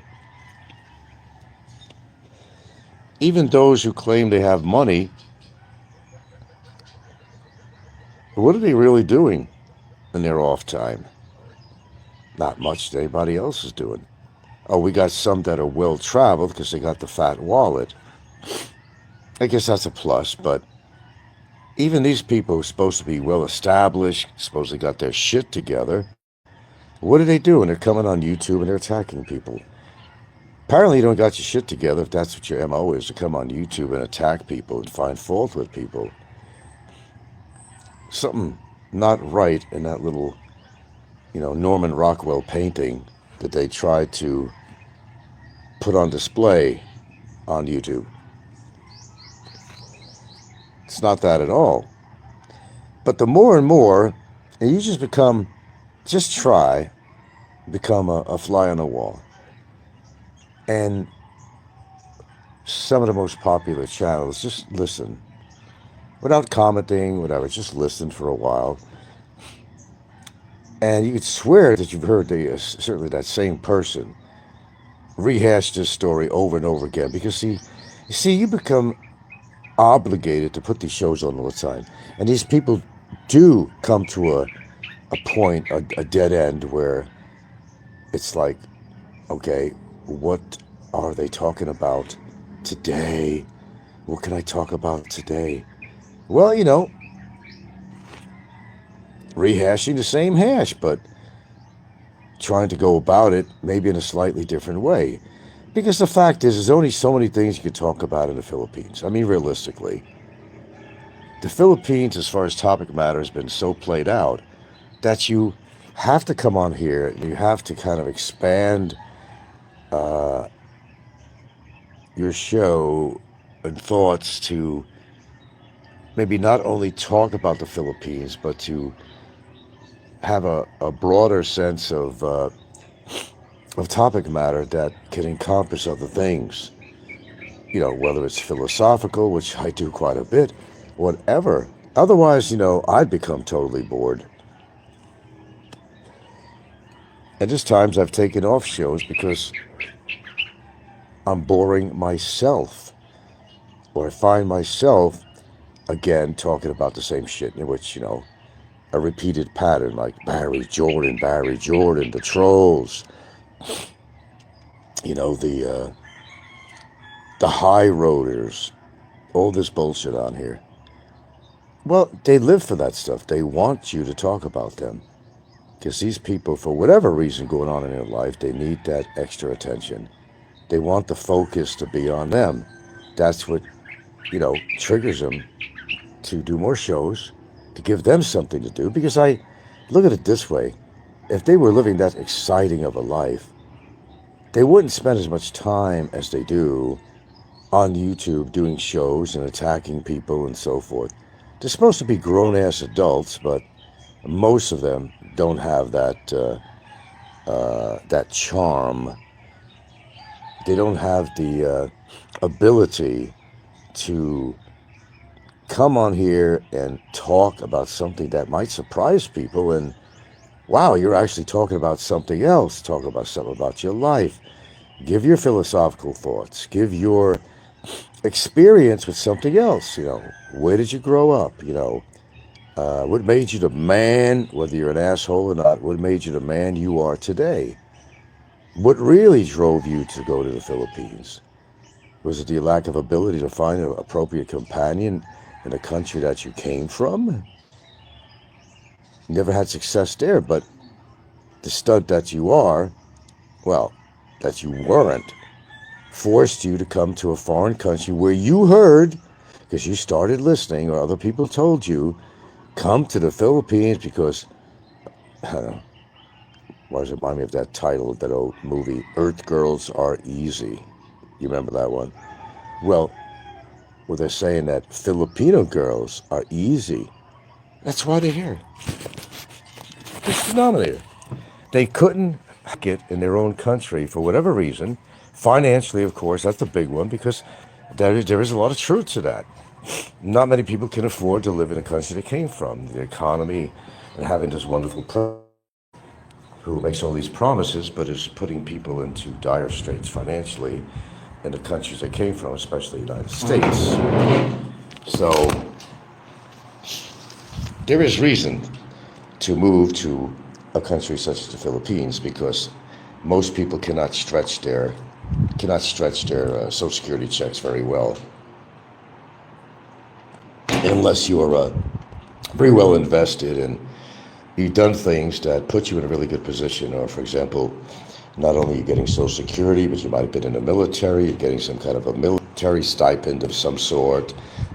You've worked other jobs for 20 years, so maybe you got a pension for that job too, and you're doing very well. And a lot of people that are in that position, they don't have to spend as much time on YouTube. That I got an active YouTube channel at all. But, you know, it comes to this point, oh, we're all sneezing around here. It comes to a point where you feel that you need to put your show on and get monetized. You absolutely need it.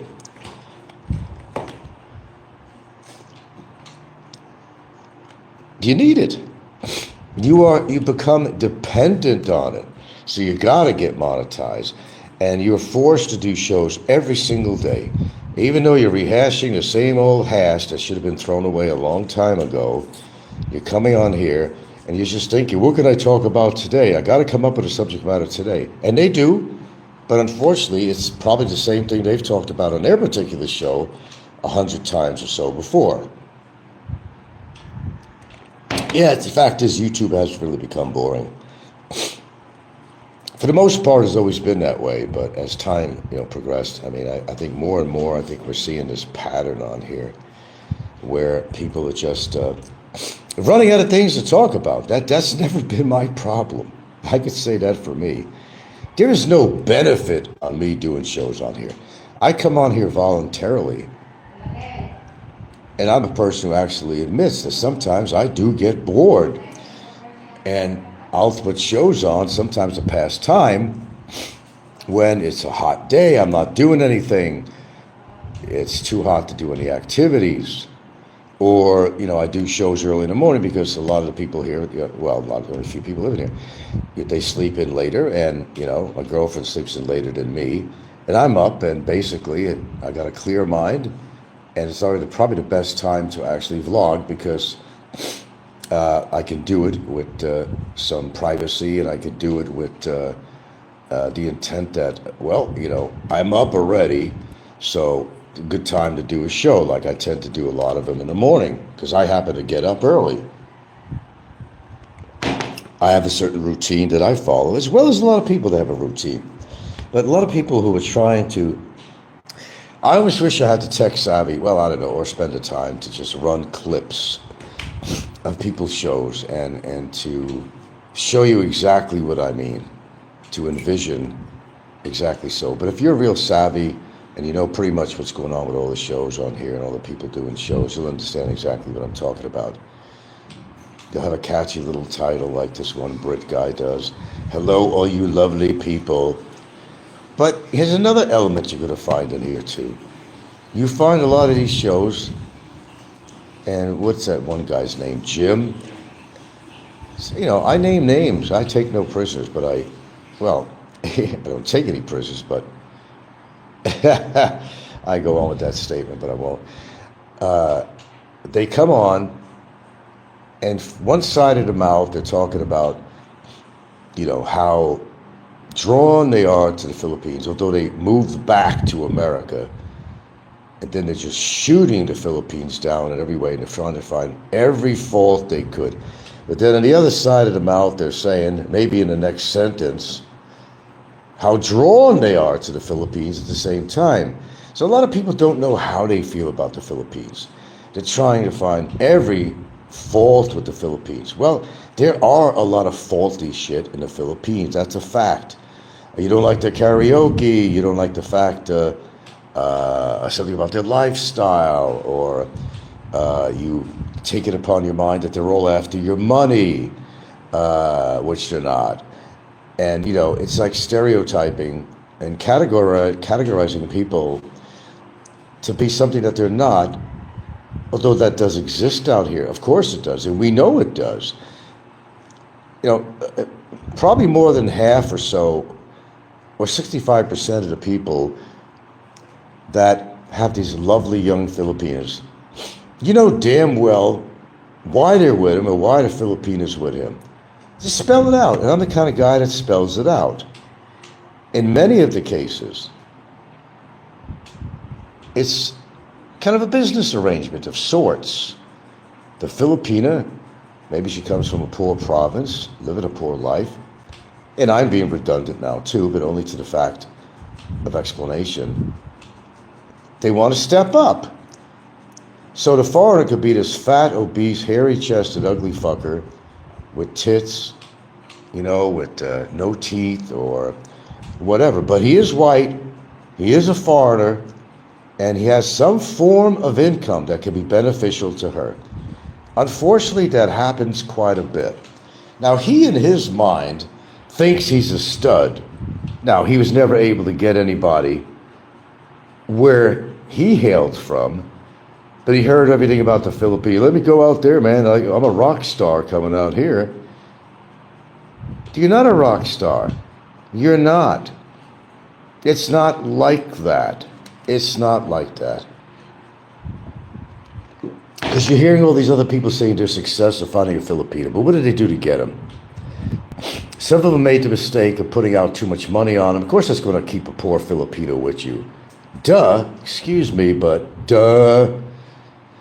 But the fact is, they're acting like big studs. Look at the Philippine. They put him on camera. Like that, what is it, Mike's Philippine Retirement? What is that his name? Who has something to say about something every single day. Every single day.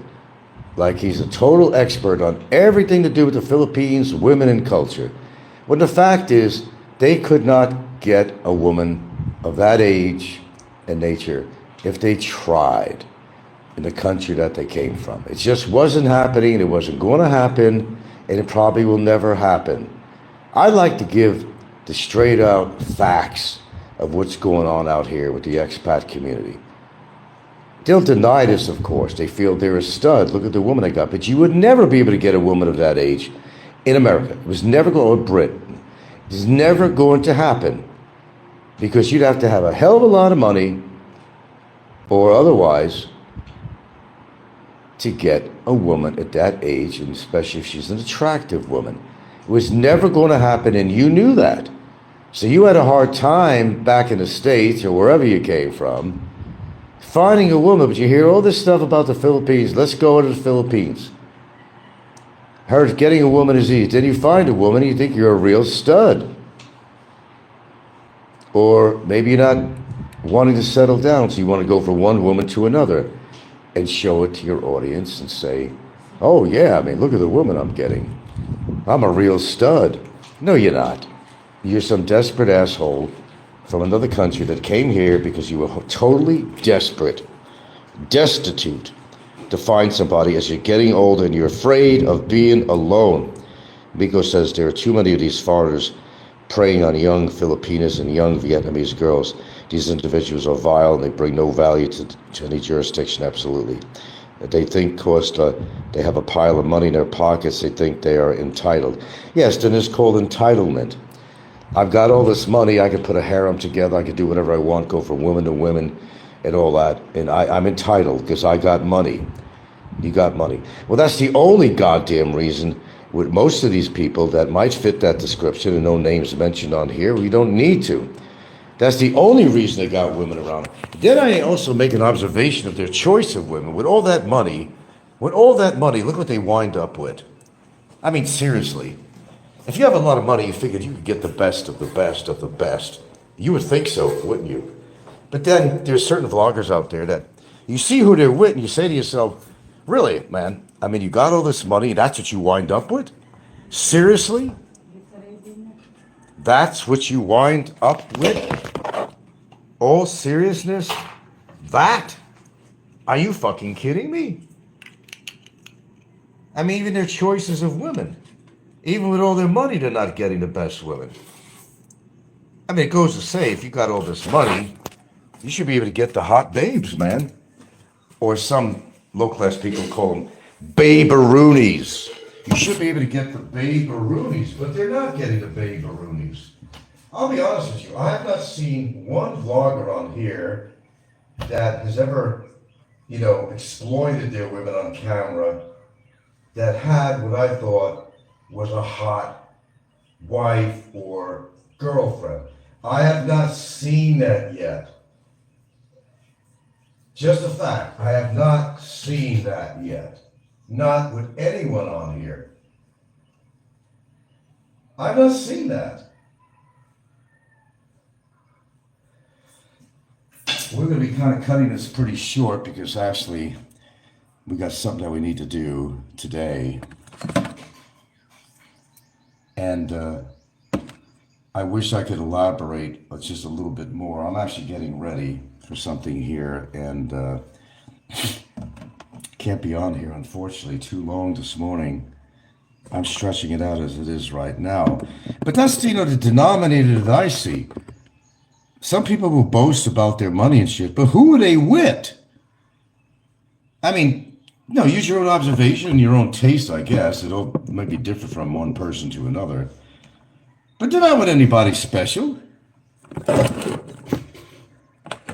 Maybe they picked the ugly ones because they figured they're not going anywhere. And they're not going to be a problem worried about some other guy getting interested. Is that a fact? Is that a good speculation or is it not? Whatever you think, it's your thing. But I know from my observation, and no names mentioned on here, use your own imagination. That is my opinion, and I'll stick to it. That is my opinion. I have not seen so far, since I have been, there has not been that many, where's my watch? There's not been, and I gotta end it here, folks. That one is not working. Neither was that. It's just for decoration. And I have to end it right here. But this could have been a better, longer show, but I got some things to do this morning. I have not seen one, repeat, not one vlogger on here that's ever displayed their women that I would be proud to display. My girlfriend, she's an adult, she's 50 years old, and she's still really attractive. I got nothing to hide in regards to that. I have absolutely nothing to hide with her. I'm one of the few that actually has a woman that I think is rather attractive. And she's not 20 years old. And she's not 30 years old. And she's not 18 years old. She's an adult. She's an adult. Adult. An adult. Okay, I have to end it here. But I think you get my point. I think you get it very well. These people can't afford to talk about anybody. And it's 6 o'clock. 6 o'clock. Okay. Then when you figure with all their cash, look what they wind up with. Okay, then let's go.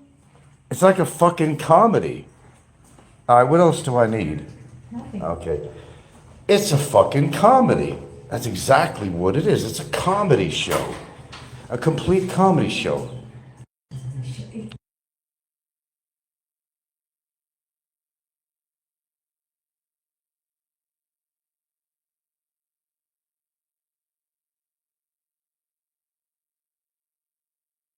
Okay.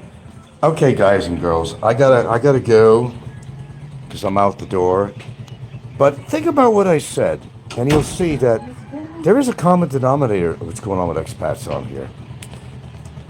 They cannot afford to talk about anybody if you look at their background or why they're on YouTube, why they're doing all the drama, why they're attacking people. And they push their money everywhere. But what do they got? What do they have? What did their money pay for? Shit.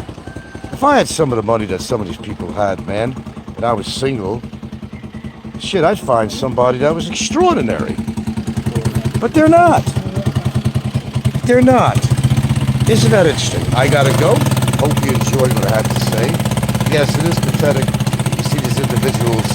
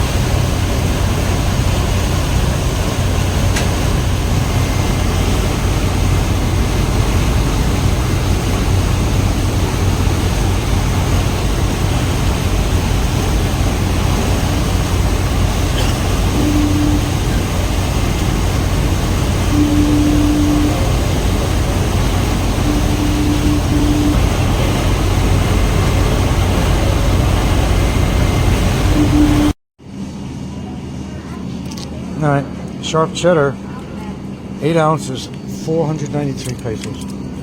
Oh, you found the blueberries. We found some blueberries. I wonder if that's that really small stuff. Come here. All right, how much was that? Now I want to show you what the butter is. The butter is basically 163 pesos. Well, that's buttery. That's fine actual butter. Okay, here we are. It's 163 pesos. Now we have these cuts of steaks here, and I'm not even sure what this is. It's not even marked. Highly frozen. This could be a T-bone, very thick, but there are absolutely no prices actually posted on this. That's kind of amazing. And, well, you like blueberries, you like blueberries. This is over 1,008 pesos, probably like 18 bucks or so for this package of blueberries. Well, you like blueberries enough, I guess you buy them. And we found a little bit romaine here. This one is romaine, but the 44 it's not pesos. good like it. See, look at that one. Yeah, it's all eaten with holes in it. How's that one? No good? I guess that's it for the romaine. Now, I'm not really a bacon eater, but to give you an idea of the prices on here. Virginia bacon, honey cured, $659. That's probably a 16 ounce or 8 ounce package of that. French fries, and you would think potatoes should be relatively cheap, but one example is Marby French fries. It's one of these. It's going to go for 321 pesos for French fried potatoes. Getting a small bottle of grated Parmesan cheese, and let's see, what's the brand here? Heritage. The bigger bottles. Let's see, this is 172 pesos for this. Now we got a package of cheddar. Chiz Boy. What a name, Chiz Boy. And that would be 208. Shredded processed cheddar. Okay, well, I'll tell you what, they have something of natural cheddar with this little thing of President, this tiny little package, $417. You know what? I'll go for the processed. Suck it up. Or, like I said, you could buy the bar here, which is real cheese, for, come on, 493 pesos? Do the math, boys.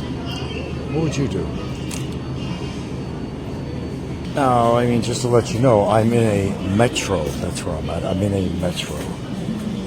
Just to kind of get you an idea what some of these metros offer you.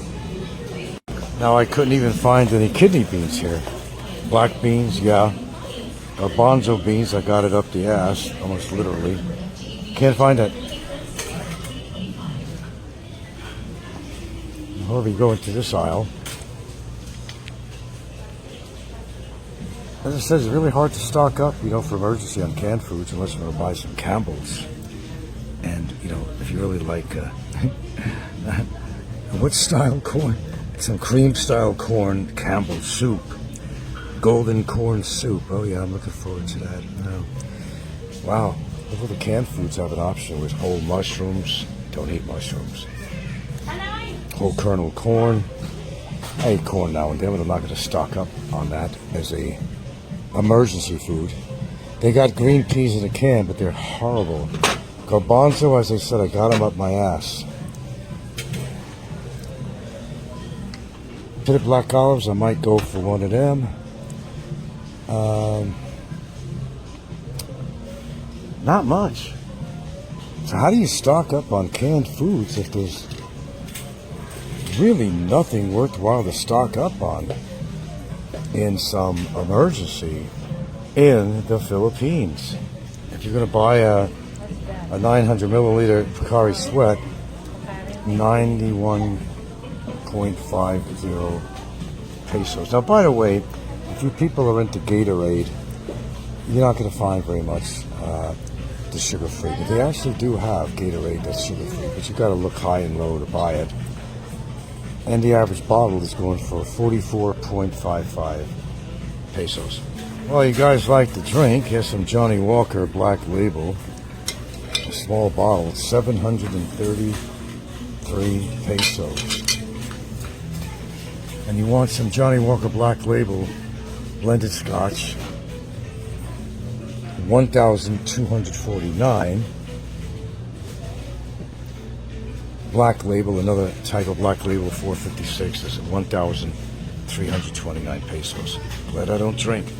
A very small can of Baygon insect repellent, 249.90 pesos.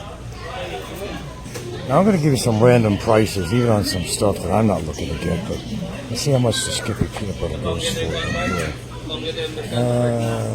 They have some Skippy, but the biggest bottle, yeah, if you want to get the creamy. Okay, this is not a large bottle. Where's their large bottle still? This small bottle, How much the small one? 213 pesos. We don't have already. Well, we have at home. No, we have, fortunately. But I'm just giving viewers Down. an idea of the prices on here. And if you want to buy like a small box of green tea by Lipton, this thing will cost you almost 100 pesos, and you get 10 tea bags in here. 10. You want to buy Best Foods mayonnaise? No. Well, it's ladies' choice. You don't want that. Well, ladies' choice would be 357 pesos for that jar right there. Yeah, Best Foods, I don't have a price on that. Well, I do actually. Best Foods Mayo Magic. No, that's a dressing. When it says Mayo Magic, it doesn't mean it's all mayonnaise. But you get the idea. You want to look at a Snickers bar, a very small Snickers bar. It's almost $1. It's $48.50 for that. A Reese's is about $1. Small thing with a couple of pieces of Reese's in there. Oh, a package of Oreos, which is not really a big package. Yeah, 80 pesos for that.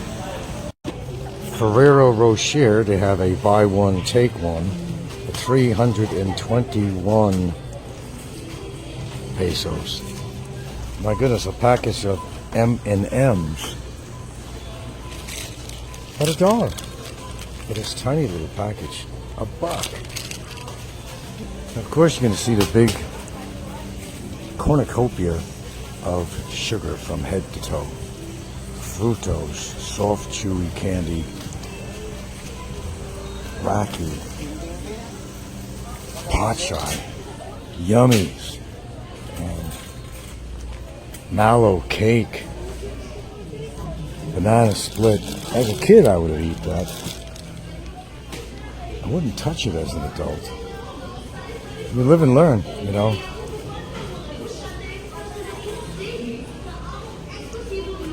just got to ask yourself that question. Do you want to pay to kill yourself? Well, I guess I do that in certain ways, but the sugar thing, don't mind having a little bit. But if you think of the diet here in the Philippines, it's just really not good. It's really not good. Alright, so the cereal selection, I'll show you what they actually have in here. The usual, you know, you're going to have corn flakes, Fruit Loops, you know what that's made of. Okay. Kellogg's Frosted Flakes. And you got peanuts. How much is that? 300. 300, no, 344. It's different than 300. There's dry roasted, 236. We always use peanuts though, so we always do give in to that. You got lightly salted or no salt. How about just roasted? Anything that says honey roasted means there's sugar in there. Lots of sugar. Ito dry roasted like. Dry roasted. Roasted. They look all broken up or something here. My goodness. Well, there's the cereal choices right there. Not much. And the croutons. 163 for some broken up pieces of bread. But garden herb, I don't know if I like the garden herb. That's all they do have. You like the garden herb? I don't know. Okay, well, you don't know, you don't buy. Pringles is not potato chips. I don't know where you people got the idea that these were potato chips. There is no potatoes at all in Pringles or stacked chips. No potatoes whatsoever. Put a flame to it and watch what happens. And how much were these cereals anyway? For Kellogg's Frosted Flakes, they call them Frosties now. They changed the name. $229.50 for a medium-sized box. Fruit Loops. Not the same, I guess. Cinnamon toasted. Look, cinnamon. It's like the cinnamon graham cereal. 750 pesos. Cornflakes, 327 pesos. Can you imagine that? And most of you is always thinking that fruit juice is so absolutely healthy for you because it comes from a fruit. But little do you know, there's so much sugar in this thing, you might as well eat the plastic. Yeah. I'm looking at this. I'm not going to focus in, but let me see what it says on the sugar here.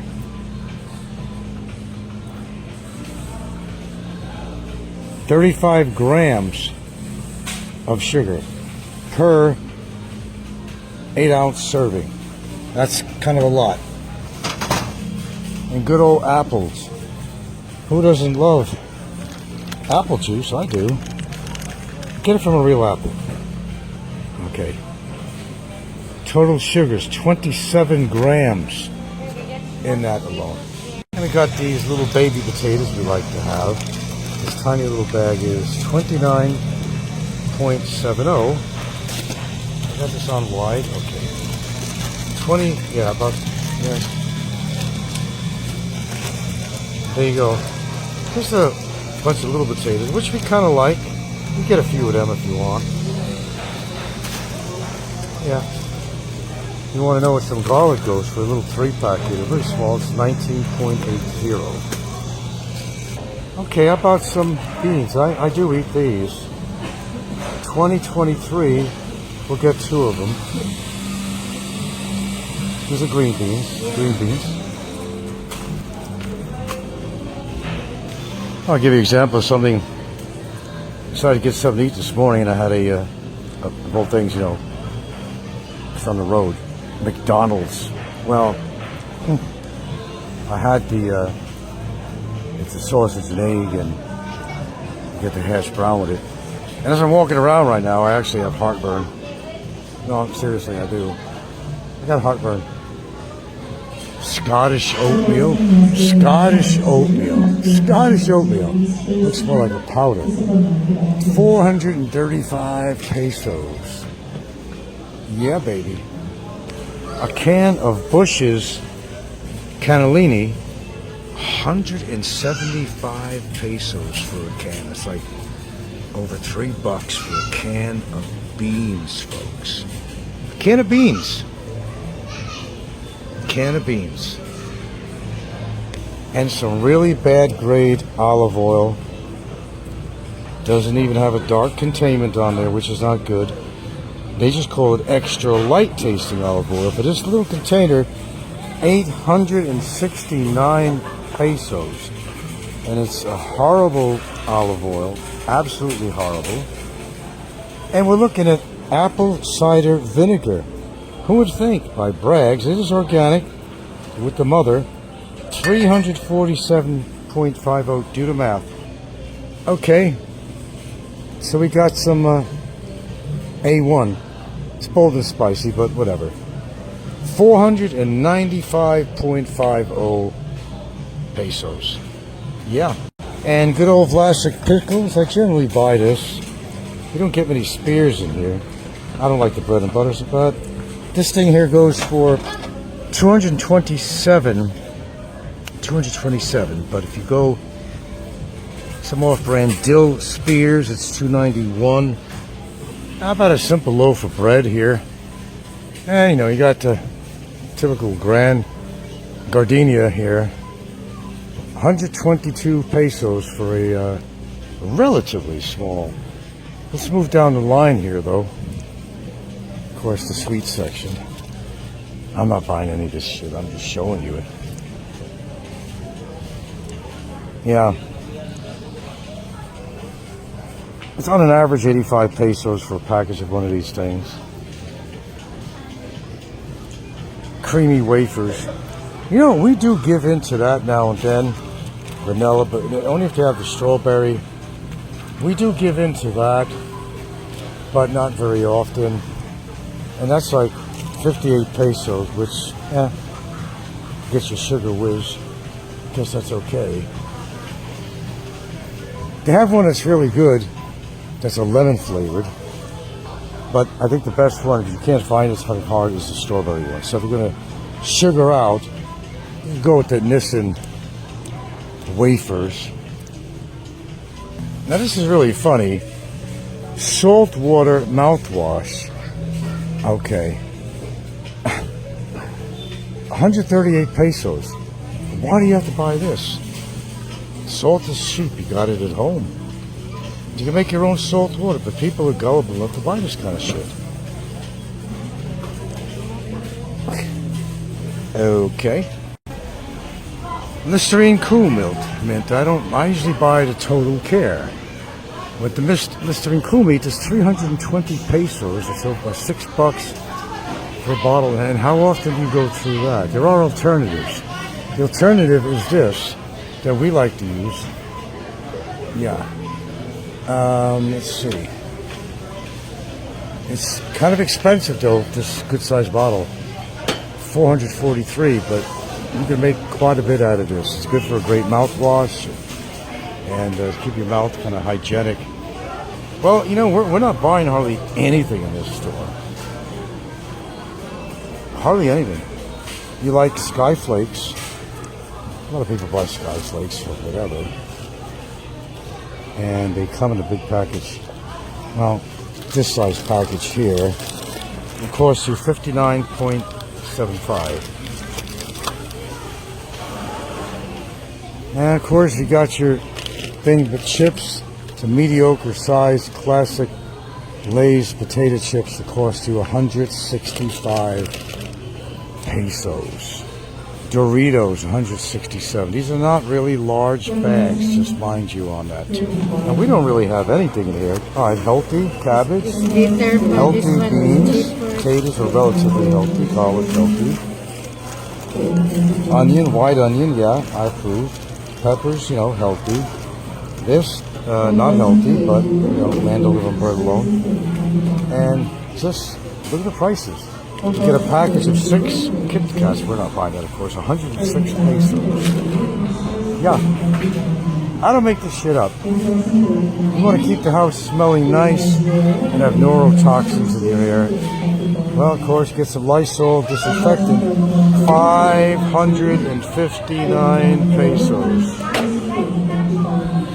How about just keeping a clean house? How about using vinegar to clean stuff? Oh, the smell goes away. That's the wonderful thing about vinegar. More junk. Junk. These are death stores. They're death stores is what they are. They cater to the Filipinos out here who were never really taught better about nutrition, or they're pretty much living in households that have to depend on what's on the table. And it may not be healthy foods, but they either eat that or they don't. So what choice are you going to take? You can't blame them. You can't totally blame them. Even got some tortilla shells. This is small. Oh, there's nothing in there, dear. I use in banana. This is the most expensive item we got here is the Merchili Asiago food. Blueberries. If I'm not mistaken, I think these might be these tiny little blueberries. The kind I don't like. So I'm kind of wondering about this, if I'm going to buy this. This was not the best blueberries. So what do you think? This is 20 bucks down the drain, really. I think it's those really tiny little, look like little specks of blueberries.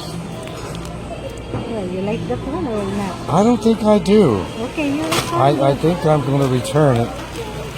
And I think I'm going to do that right now. I want blueberries, but I've had this before. And they're about the size of a tiny little pebble. And they want over 20 bucks for that.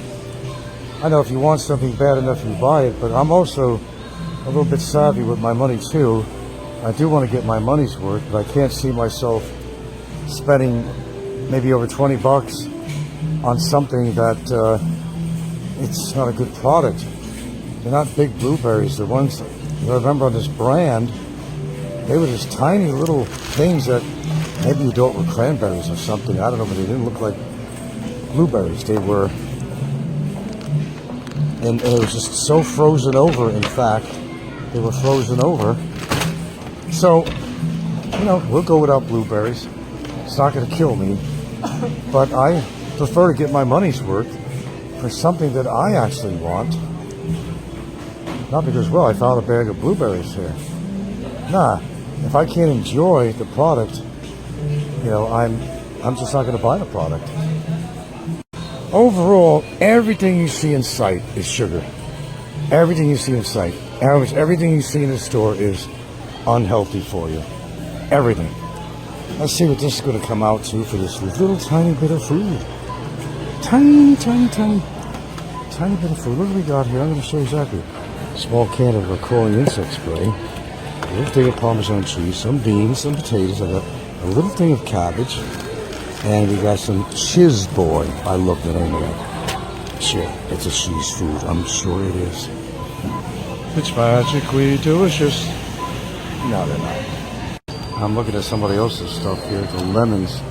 How much are these lemons? These lemons are 68. 68 10 pesos for four. each. So about, yeah. Get it locally, I get it 10 pesos each. It's amazing. Oh yeah.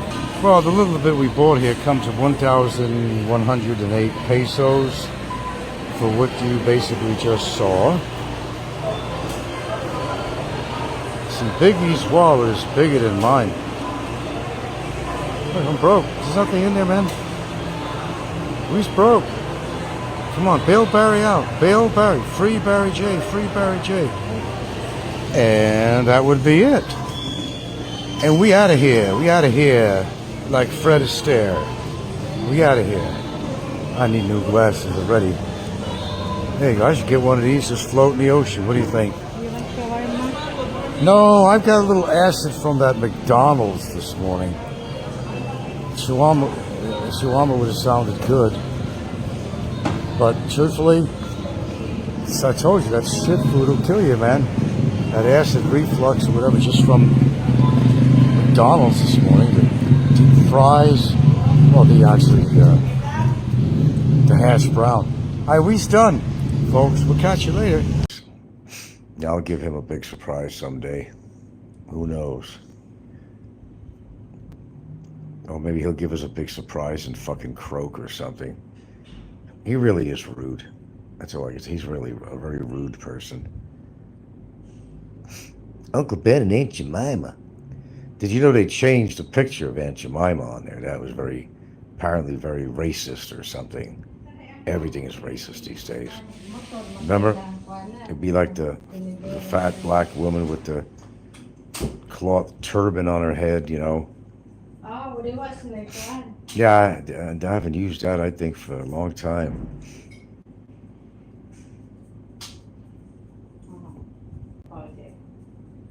I like, you know, I don't know. I like the product symbolism. There's nothing wrong with that. I didn't find anything wrong with that. Mr. Ister says, supposedly once the big case is delivered, the donors will flock to Free Bummer. Oh, I heard that too. Hi. I heard Big E say that. Hi, life. Stop. They're under the impression that if something happened with me and got deported or something like that, that it was automatic that Barry was going to get free or something. I don't know how they're figuring that in their mind. Happy birthday to The you. bottom line is, if they wanted to free Barry, they don't have to wait for something to happen to me. They just pay him the money he needs. That's all. They don't have to wait till something they hope comes to fruition. It makes no difference. I mean, either way, it makes no difference. You're going to help him out or you're not going to help him out. You don't have to wait till that. In other words, you're going to make him suffer for a longer period of time. Yeah, that's how much they care about Barry, obviously. That's pretty obvious they don't. Yeah. High roaders want to see you served before sending money. Well, I haven't been served anything, and nobody ever received any registered mail. What do you mean they want to see me served? I thought I was served already. They said my lawyer and myself were refusing registered mail. Yeah, we were refusing registered mail. Oh, okay. My lawyer too, huh? A legal person. He was refusing registered mail. Oh, you know what? If I get served, I get served. C'est la vie, you know. If something happens, I answer to it or whatever, you know. I mean, what are you going to do? I become Action Jackson again, and I get on with it and do what I need to do, and there you go. I don't even think about it. On Discord, they're playing out scenarios if you go there. Well, I tell you, I thought I had a lot of time on my hands. Apparently, a lot of people have a lot more time on my hands than I do.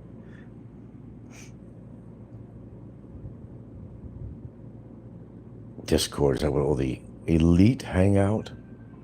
Elite?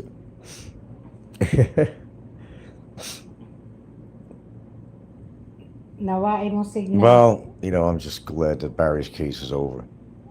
Oh, Esther says Jay went ballistic on Big Kevin for returning to Thailand. What does Jay give a fuck about what Kevin does? Kevin don't know what he's doing. He'll find fault with every country he goes in because he gets the same results. He expects something different, like, you know, it's going to be like night and day. He thinks he's going to get all the women in another town. If it didn't work in another town, he couldn't get women. You're not getting women probably for the same reason you didn't get any other country. Don't make any difference where he goes. He's the same person. He's lonely, man. I have no doubt about it. Well, he'll have, you know, there's some people from YouTube that, you know, live in a couple of these countries, so he'll try to get together with them. That's what he does. But, you know, he's like anybody else. During the day, he's inside with his air conditioner on and watching TV or something or whatever he's doing. And, you know, Big Kevin, he's still weighty, don't forget.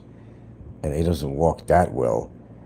You know, he's still... You're not going to find him in midday sun in these countries. I just don't think you're going to see that. The only thing I've seen recently that he was out seeing the sights was some kind of Thailand festival of some sort. The girl with the white wings on or something on there, you know.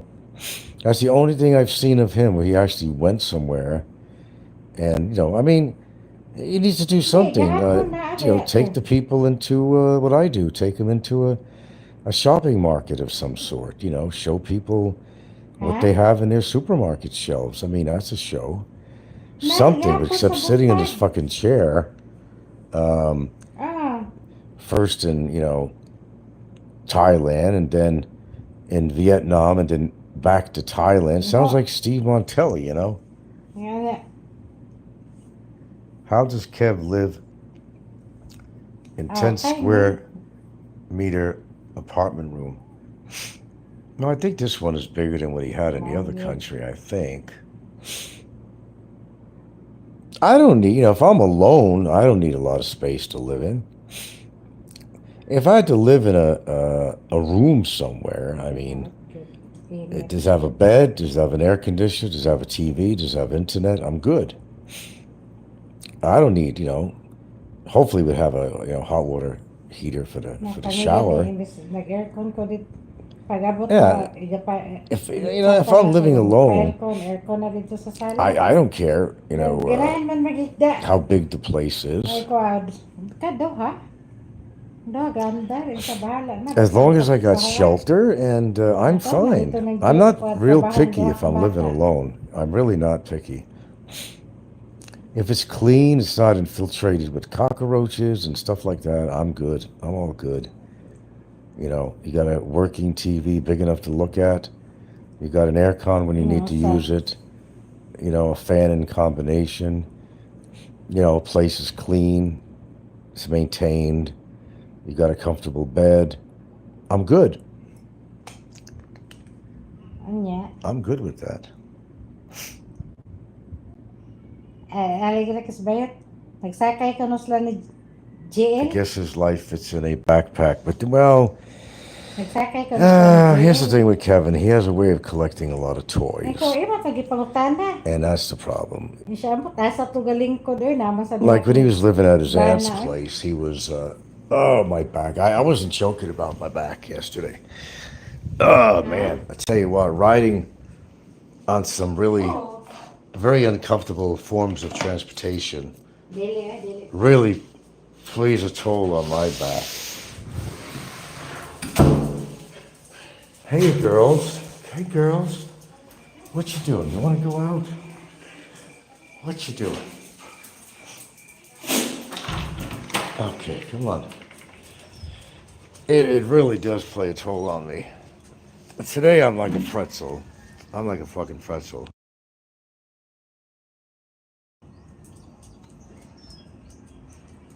No, I forgot.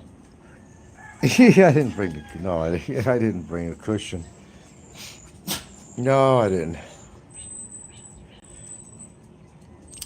I had to take care of some stuff, and I wasn't far from a metro, so I decided to go to Metro and look for my blueberries. And I found them. It was the only bag in the whole place, but unfortunately it was, if you saw my short, it was this really bad company, blueberries. It was this tiny little specks that didn't even look like blueberries. I bought it once before, and that's why I had it in the shopping cart, but then I put it back. Even though it was the only bag of blueberries in the whole store, it was probably frosted over. It's just these tiny little shits. I didn't buy it. I know where to get it when they have it in Cebu, but, I'm not there right now, so.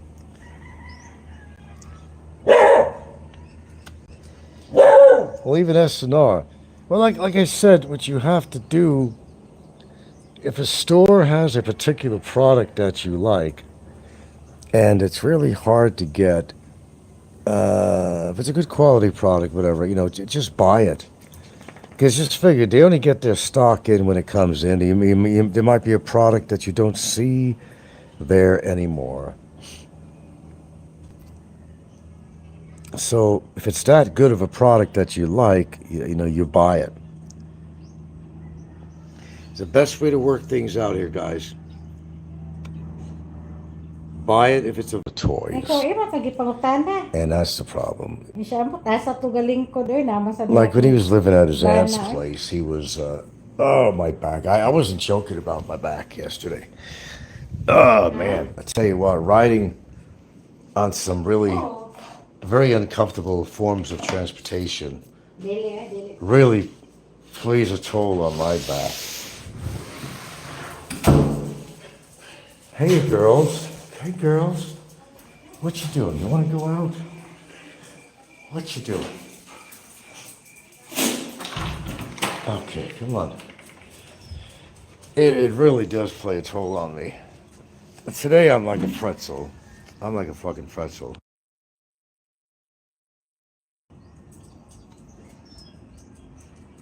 No, I forgot. I didn't bring. No, I didn't bring a cushion. No, I didn't. I had to take care of some stuff, and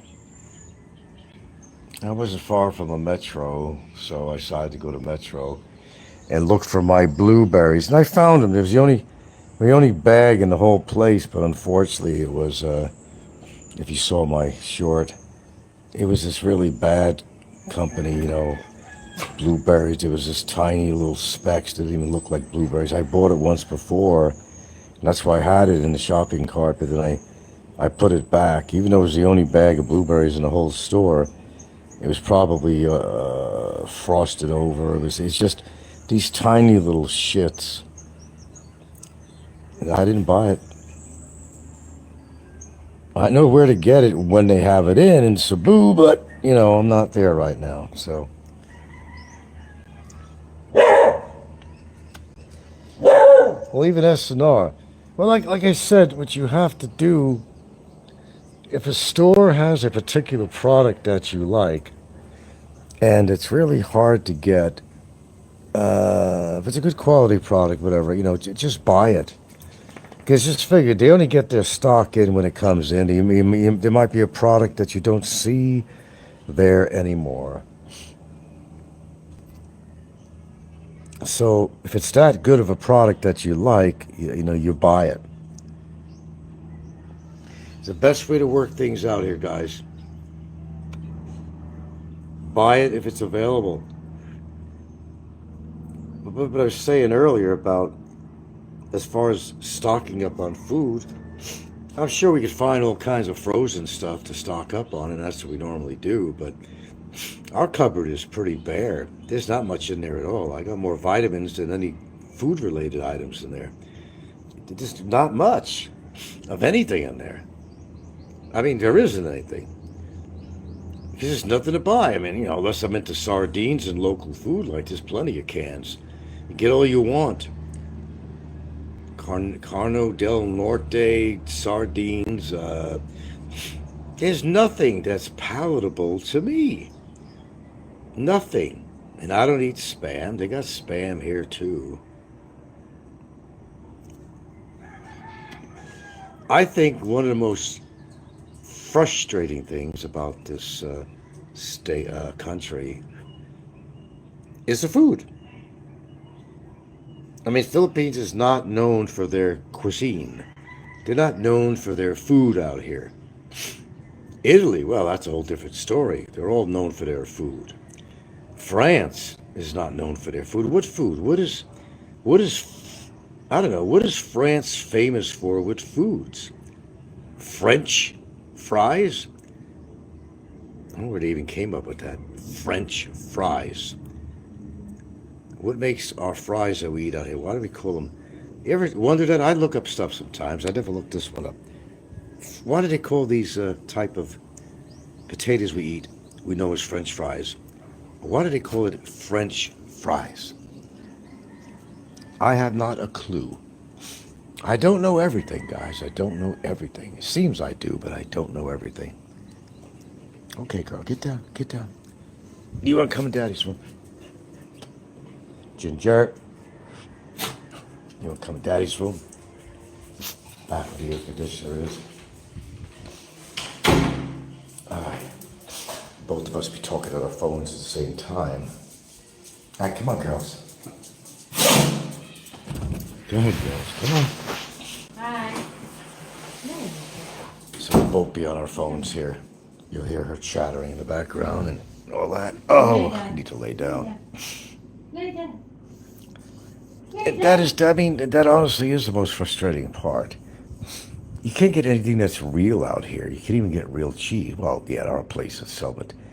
I know what they charge for this shit.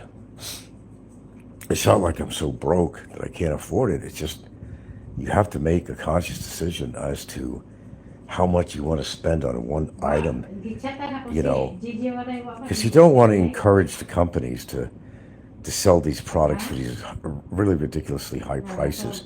Because if they're moving off the shelves, they're going to replace them.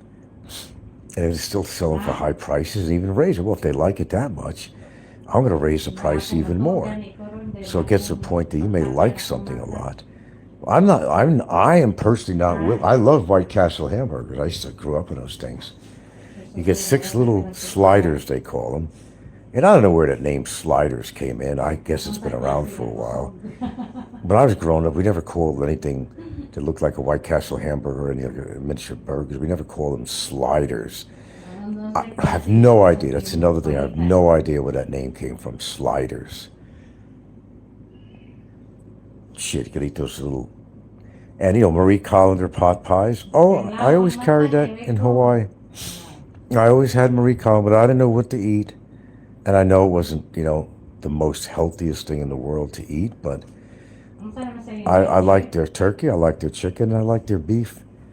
I didn't like this kind of flavoring they had in their beef pies. I'd buy chicken or turkey pie. And I enjoyed quick in the microwave, 5 minutes, 8 minutes, whatever it was, and it'll, it would satiate me. I'd have something in my stomach. But I was very good of just mixing stuff together too, and I didn't know what to eat. Okay, you got some leftover of this, let's mix it with some vegetables, let's mix it with this, let's mix it with that. I was pretty good, kind of on the fly eating, you know what I mean, putting stuff together.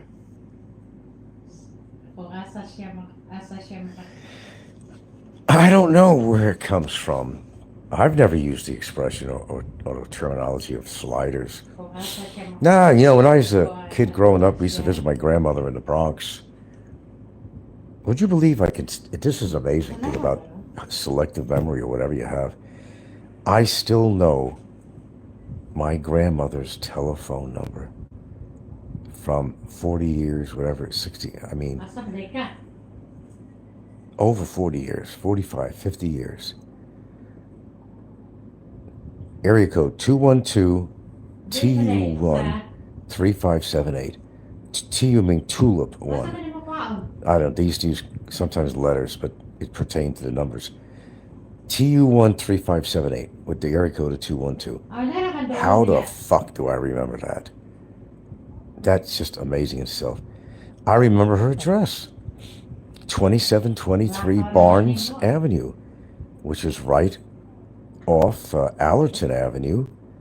Now, from her apartment complex, it was interesting. My Aunt Mary lived with my grandmother, and there was these Vietnam kids all over the place in the Bronx, and they had these poor kids living in a building there. And my aunt never married and kind of a spinster, and she never had her own kids. But however, her nieces, Christine and Jeannie, oh boy, did she spoil them growing up. Did she spoil the hell out of them? Then they grew up and moved out and kicked dust in their face, and kind of happens seemingly. Sound familiar? So she used to have these Vietnam kids come over to the house. She'd always be feeding them or something, giving them some candy or a couple of coins or something. And she really loved these little Vietnamese kids. So Mary, in a way, my Aunt Mary had her own children there, the children that belonged to the apartment complex. But can you imagine that? I even know the apartment. I know it like I'm there today. And she was one of these people that she'd have those see-through plastic covers on her couch and sofa chairs, or what do you want to call them? And I remember I come there during the summer, and you have a sweaty back, and you lean against this plastic covers, and you'd always sweat. I always remember that. She used to preserve them. And she had, this is a funny story though. This is no, it is funny. Now listen to this. My Aunt Mary, and she was an interesting character to begin with for other reasons, but she had a foo-foo dog, She had a little poodle. And you're not going to believe this. We lived in Westchester and Mount Vernon, okay? Now, if this dog took a shit, I'm not kidding. I'm not making, who would say this? If it took a shit and the shit wasn't coming out all the way and it was hanging out of the dog's ass, my Aunt Mary would go berserk. My mother would have to take a taxi cab from Mount Vernon over in neighboring Westchester County to the Bronx to clean the dog's poop. Mary wouldn't touch it. She wouldn't pull the poop out or hang. You can't make this shit up. You can't make this shit up. I have some ginkgo here. I should take some of it more. She used to do that. And Maya Mary was interesting because she used to do the seances around the house. And years ago, I've talked about it on my show. We had these little seances, you know. Sometimes she'd use the Ouija board and she'd do some other crazy stuff, you know. And we sit around the table and we're trying to contact her dad, which would be my grandfather, that I never met. He died young and he was in his 30s. And I still to this day don't know what. I asked my Aunt Mary something down below. I don't know what it was. You know, I don't know what it was. Could have been testicular cancer, could have been prostate cancer, something. I don't know, but he died pretty young. And my grandmother never remarried. And my aunt never married. She had one boyfriend named Carmine. Doesn't that sound very Italian, this whole story, right? It was like East Side Story or something here, right? Yeah. There was a certain state of mind if you lived in the Bronx or in New York. I mean, there was a certain state of mind. It really was. I remember things so vividly. We used to have in the Bronx, because we always be my grandmother's, I spent half my time, Schwerger's Bakery. Schwerger's Bakery. And let me tell you, oh, God. In fact, talking about this is making me get a sweet tooth. I actually have a carrot cupcake that I'm going to eat right now. Speaking of the Schwerger's Bakery had the best Italian pastry, cannolis and cream horns and all kinds of stuff, man. God, bringing back memories here. I'm telling you, what a bakery. What a bakery. Hold on a minute here.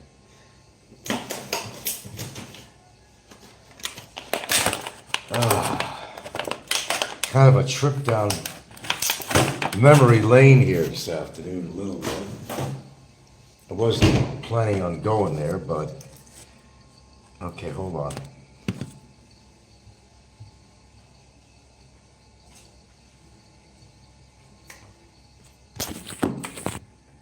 It's just a tiny, this is a carrot muffin. Oh, hold on.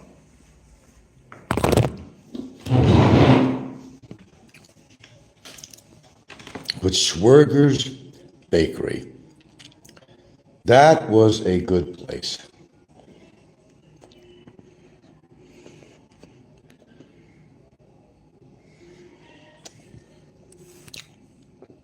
That is the kind of shit that I miss.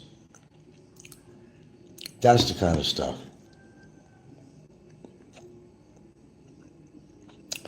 Good food, maybe not necessarily healthy to eat all the time, but man, you want Greek food, you find that too.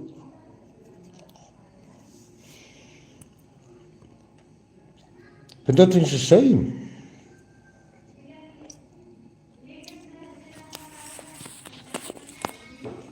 These days, they're just producing kind of knockoff, you know, products of different things that are supposed to be one thing, but they're not. And they put so much shit in it. At the point you always have a choice. No one forces you to eat crap food, but it really has to do where you live. Of course.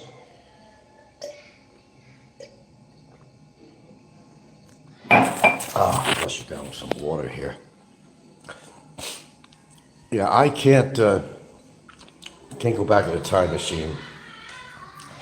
And I would never go back and live in New York, so that's dumb. It's nobody can afford to live in New York. Oh, hell no. You couldn't rent an alleyway in New York these days for, you know, a set amount of money.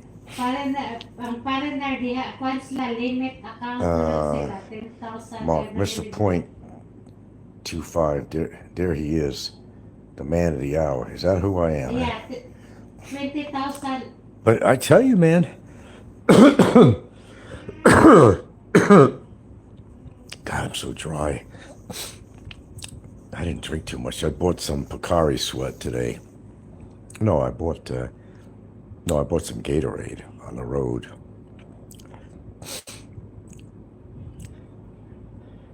I basically had to go all the way somewhere for practically nothing, so I had to make the best of where I was and went to Metro. But you can see what I pulled out of that place. I mean, absolutely You nothing. get limit every day.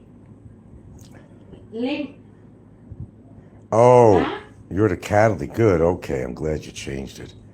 Sa ilahang kuha nila, Oh, they'll give you a hard time no matter what you do. You know better than Mas that. mil raw pwede sila ite.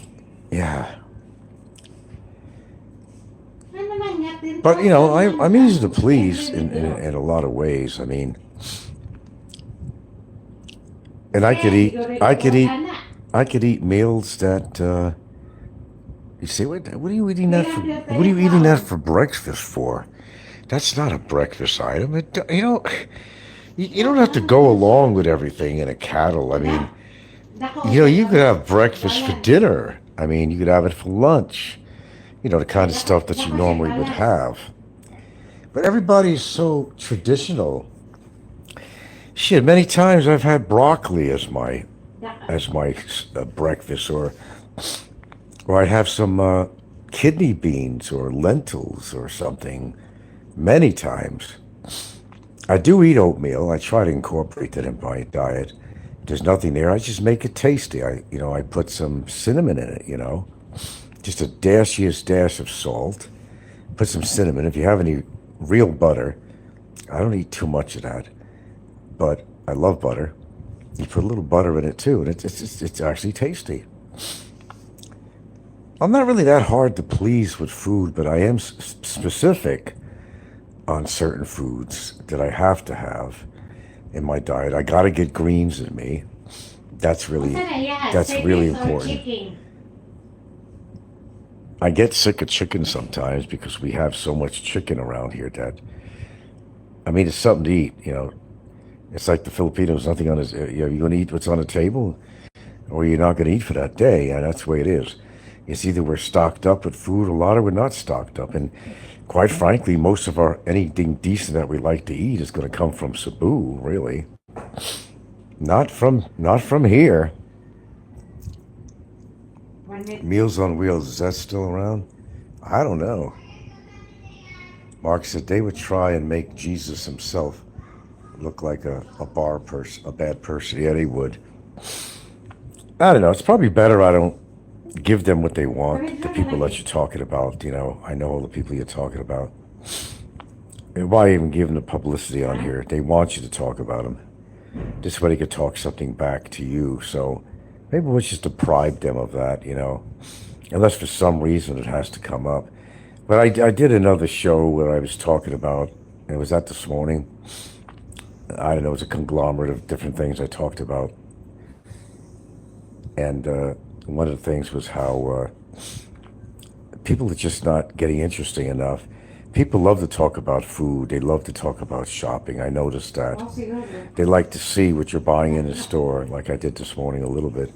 They want to see what the prices are, because some of these people don't live out here yet, and they're anticipating, or contemplating a move out here, and they want to see what they're going to get into. And I think it's, because everything has been talked about so many times before that I highly emphasize, and I think it was this morning's show, I can't keep track.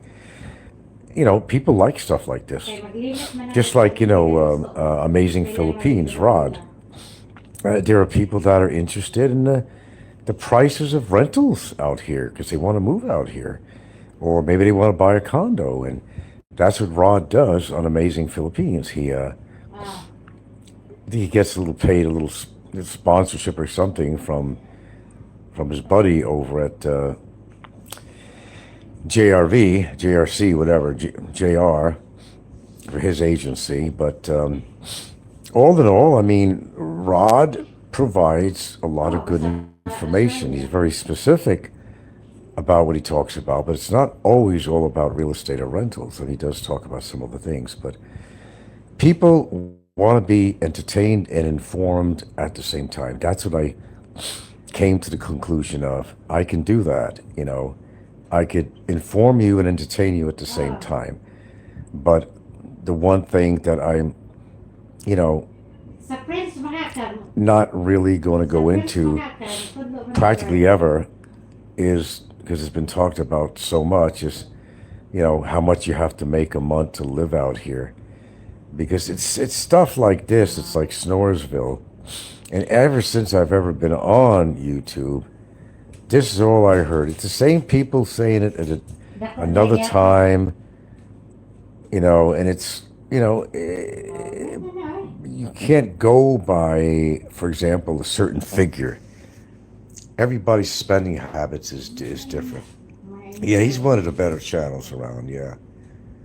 What do you think of age gap relationships? Talk about a dead horse. Well, I've talked about that too all the time. I see things on the news or TV or something where somebody's in a relationship with somebody that's like maybe 5 years younger than them, and they make a big to-do about it. I'm thinking, really? Come out to the Philippines. How about if I show you a 50-year difference? They would fall apart in Western culture. Absolutely. If they seen a guy that had 50 years on some young girl. But it's like breathing out here. It's common. That's how common that's what you see.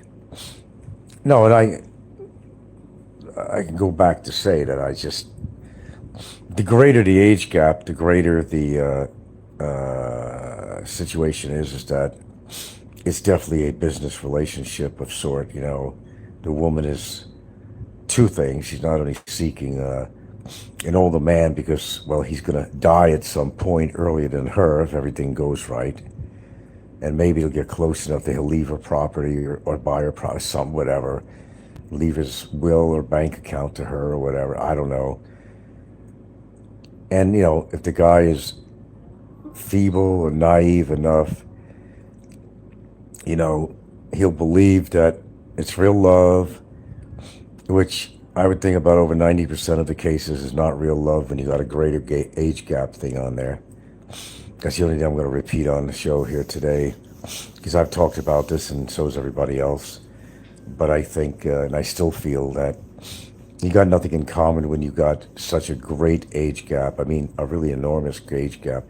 Hey, I mean, I got a 20-year age gap between me and mine. And if that was in the United States, that would really turn heads. I was just listening to a vlogger. Who was it? Anyway, this guy, you know, he must have been in his 60s. And he had a wife who, I don't know, looked like in her 20s or something. They'd be in a grocery store or something, and the checker would say, "Oh, is that your? Oh, that's your granddaughter." Well, she was Asian and he wasn't, but still could have been his granddaughter, you know. And right away he assumed that was his granddaughter. Then when he finally, the guy says, "No, that's my wife." Then the checker would, "Oh, okay." I mean, what's he going to say, you know?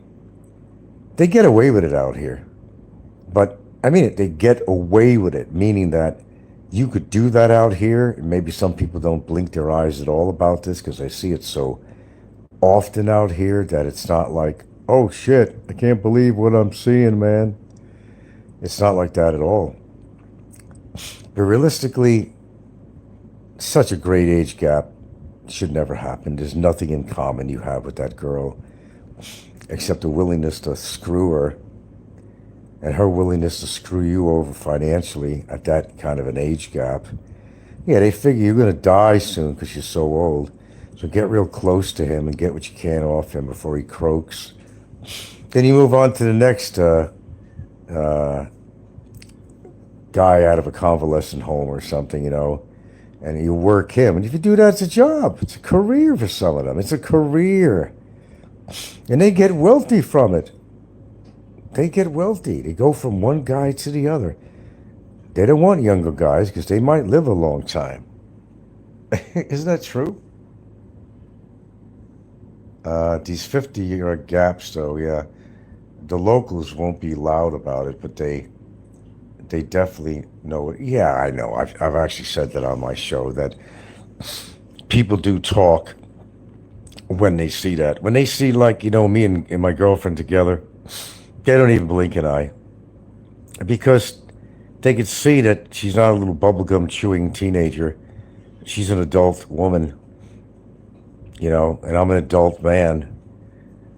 And they say that looks like a good couple because this foreigner, who obviously is not 30 years old anymore, he's up there in age, and we could see that, is with a woman who looks like she's sort of up on her age, not as old as he is, but it's like, yeah, we can accept that. We think that's a good relationship. We don't see, dollar signs going on here everywhere coming from her eyes, and tattooed on her arm.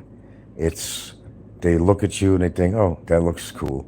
They're probably okay. It must be real love because they're both grown adults,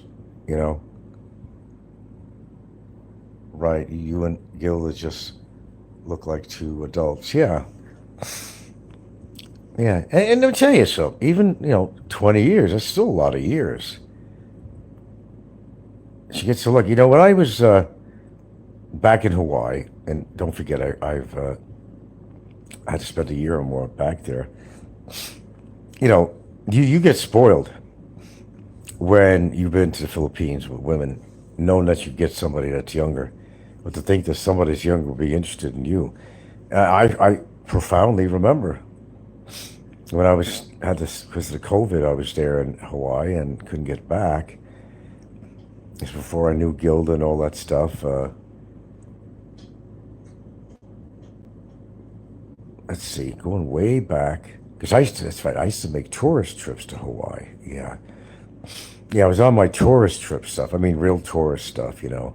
I wasn't, living in Hawaii, and I wasn't renting here or nothing.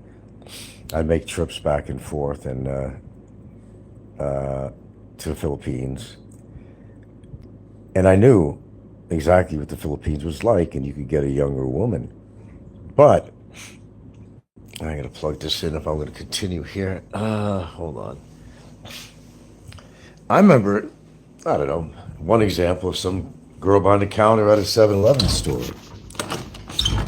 I'm trying to get a rap with this woman, which is ridiculous because your mind got trained to believe that, knowing you get younger women in the Philippines, obviously it does not apply to America anywhere, not even in Hawaii. It doesn't apply at all. Let me put this down for a second. Hold on.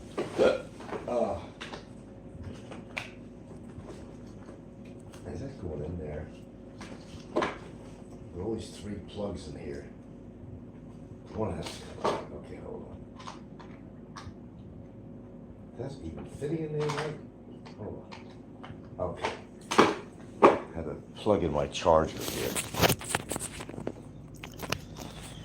And I'm over here thinking, oh yeah, I mean, my eyes are looking, and they're appreciating what it sees, but the reality over in the States,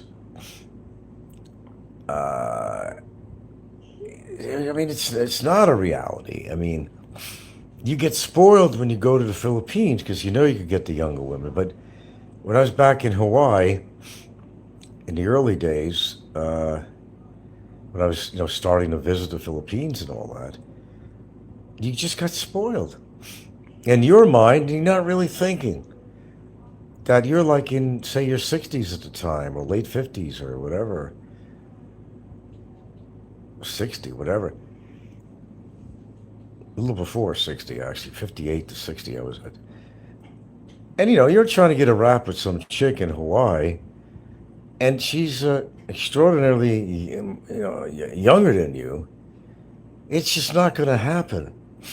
And it was embarrassing for me. I did a couple of embarrassing things. I left a note, like a little school kid once. I remember that, for this gal who worked in the store. And I didn't want to embarrass her in the store and say, oh, I have an interest in you. I like a little note that I gave her. I said, well, read this lady when you have a chance, okay? Okay. then I didn't come back in the store again. I didn't, she obviously didn't call me. I didn't want to go back in the store again because I was so embarrassed, because you get so damn spoiled be able to get the younger women in the Philippines. You start trying that in the United States, and that's another thing. That's another thing. If you've been so spoiled living in the Philippines, knowing you can get the women out here and stuff, and you go back to the States, you're going to be alone. Because you're not going to want to settle for, as like what Steve Montelli says, some old woman with fat diabetic ankles and blue hair or something. You're not going to want that. That's going to be a punishment to you, because you're so used to getting the young stuff, and then reality hits you. You go back to where you came from, and then you're not going to get these young ones. They're not even going to look at you unless they want a sugar daddy or something. That's it. That is it. Mark says they have a saying in the Phil Matanda Mayaman, modeling mamatai, walapit na mamatai, I don't know, meaning old, rich, dying soon, or almost dead. The ideal man, LOL. Yeah, there you go. Yeah, unfortunately, it does work that way. Well, nobody likes being used that way, but, a lot of guys, they start coming of age, and they're seniors and all that, and we'll all go through this. Nobody really wants to be alone. And sometimes, I think what a lot of guys do is they get together with some Filipina. Maybe she's not really the real McCoy, and, she's really after your money and comfort and all that stuff, And I think a lot of these guys, they know that, but they're just willing to settle for somebody that's going to give them some attention, because what's the alternative? The alternative is being alone and lonely, and nobody likes that. I don't like it, I don't like it. Although I don't like to be around a lot of people all the time, I don't necessarily like to be all on my lonesome. You need companionship. Of course, I got my dogs, too. They've always been my companion. I've had dogs all my life, and they were my family. I was never really alone when you think about it. But there are some people that are still chasing their tails, and a few people on YouTube that do this. They don't stay in one place. They find an excuse to move out. Something didn't work out for them. It was just a point that the women just maybe weren't interested in you. Something about your personality, something about your physique, something about something. And you got to wake up and say, no matter where I go, there you are. You carry yourself no matter where you go. If it hasn't been working out in one country, chances are it's not going to work out in another country, because you are who you are. There might be something about you that they're not attractive to in character or your whole physicality. And sometimes you got to think about this and say, what am I doing wrong? But it really gets bad when you have to ring a bell in a bar, to get anybody's attention. Of course, they're going to love you. Instant gratification. If that's what you want, they'll love you to death as long as you keep on ringing that bell. And the Filipinos are going to love you a long time. They're going to love you a long time. If you're going to be buying them dinners, taking them out, taking them to nice places, why wouldn't they? If I was a Filipino, I would. Why not? If a nice old man, grandfather figure, looks very safe, grandfather figure, wants to take me by the hand and take me out to a nice dinner, take me out to nice places, who am I to refuse? As a Filipino who is probably living, less than a prosperous life. Life is short, right? You take advantage of what comes your way. And that's what they do. It doesn't make them a bad person unless they're being a career out of this. and they're going from guy to guy and making believe they love them. You got to understand, there's a certain amount of vulnerability when you get older that you yourself may not realize how vulnerable. I realize how vulnerable I am in a lot of different ways lately. I might mention that, but you get really vulnerable as you get older, and you're not thinking clearly. And I don't mean Alzheimer's or anything like that. You're not thinking clearly. You're thinking with your heart, but not with your brain.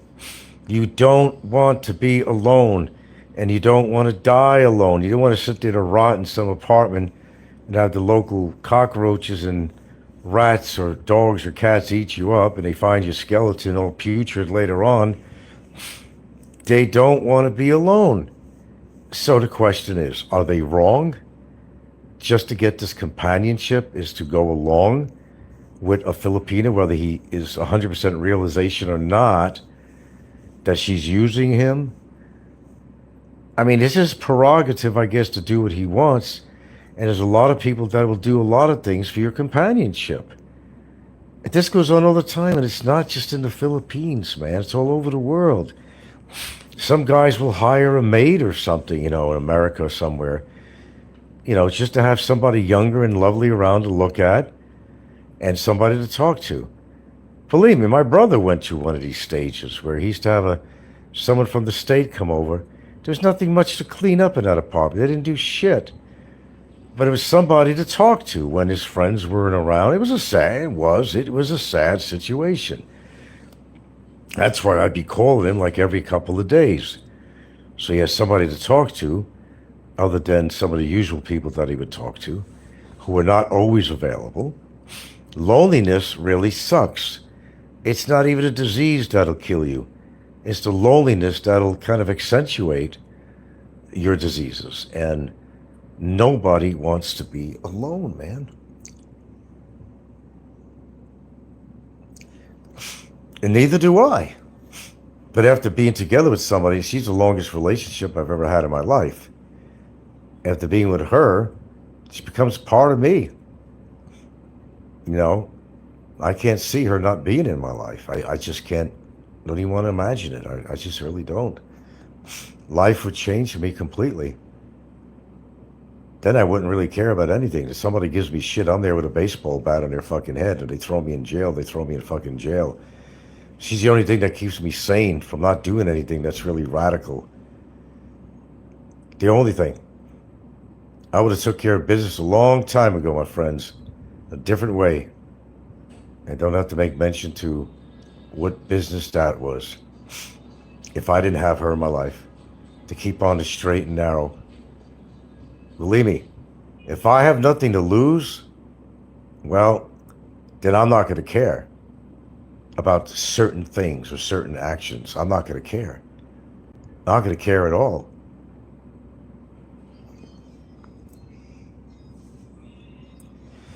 That's kind of the way it is with me. When you got nothing to lose.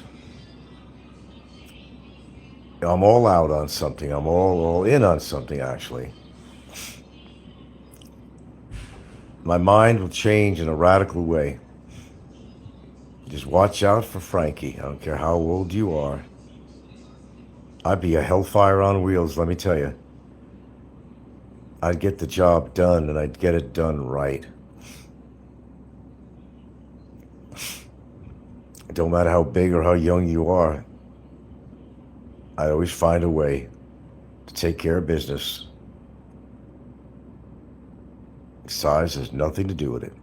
Age has nothing to do with it. You have to know what your capabilities are. That's all I can tell you. That's when you're down and out and you got nothing to lose. Then you don't care. Then you don't care about law. You don't care about this. You don't care about what society thinks of you. And people come down to that level. They do. When all is lost, they get lost. And they might do things that they never really thought that they would do before. Frank the Tank, yeah. I mean, I know I'm breaking down. I feel it all the time. Well, I'm starting to, actually, aches and pains from this and that. Yeah, that goes along with the territory. I was joking around with Gilda today on a ferry. I said, today I'm feeling like a broken down man, I said, because my lower back was hurting from riding on some of the public transportation things. It kill anybody's back. You don't have to be my age. Really. You get spine problems just from riding a damn jeepney, which I don't ride very often. The only jeepney I ever ride is from here into Van Tyen. They have a little jeepney that goes up back and forth. Numerous. Highly uncomfortable. Even the trikes, in town, they're not comfortable either. Not in the least.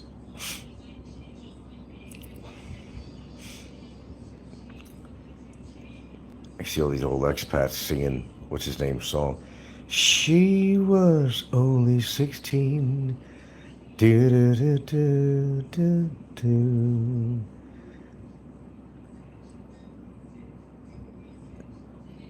And for a guy to brag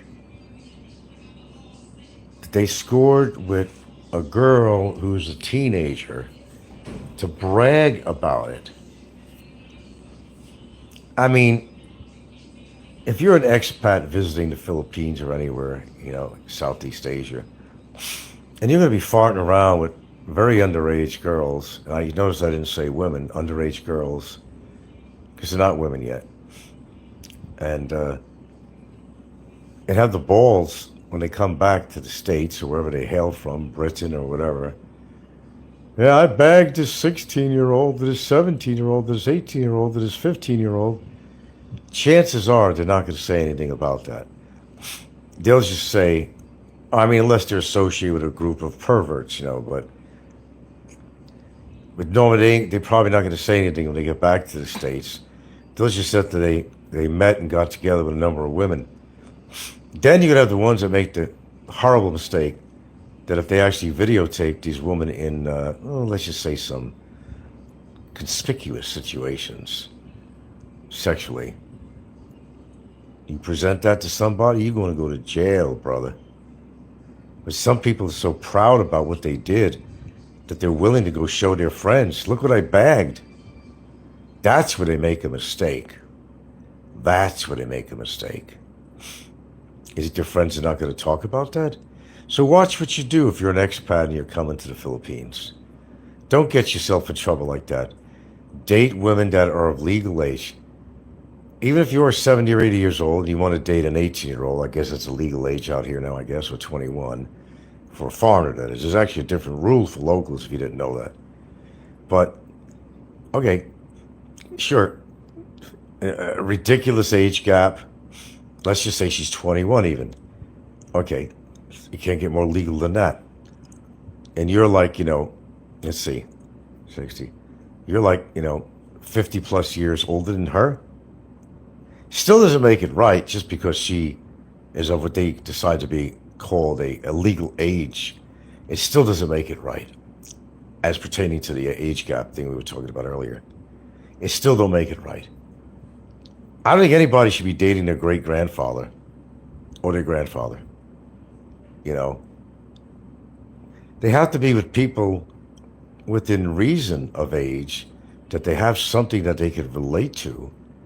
Anything. But I'm sorry, but somebody that young with somebody that old, they have absolutely nothing in common. Let's see. There are certain Aborigines we may or may not know who treat those young ones like trophies. Well, that's all they are to these people. They're trophies. Again, throw all these sick fucks back into their own country and see how well they do with women. They're not. And that's why they're coming to the Philippines. But once you get the taste, both figuratively and literally, of a Filipina that's younger than you, I don't mean, talking about underage, but a Filipina that's younger than you, your whole world just changed, and you're never going to go back. And what I mean by that is what I said earlier. you go back home to the States, wherever you came from, then in your mind, because you got women that were, considerably younger than you, that you think in your mind that you're going to get somebody in your country to be interested in you at that age level, you're going to be highly disappointed. And you may have just spoiled it for yourself that you're going to need to move to the Philippines or somewhere like that because, they say once you go black, you never go back, right? Is that saying? But once you go flip, you never take a dip back in your other country and you're hooked. Because you foiled it for yourself is what you did.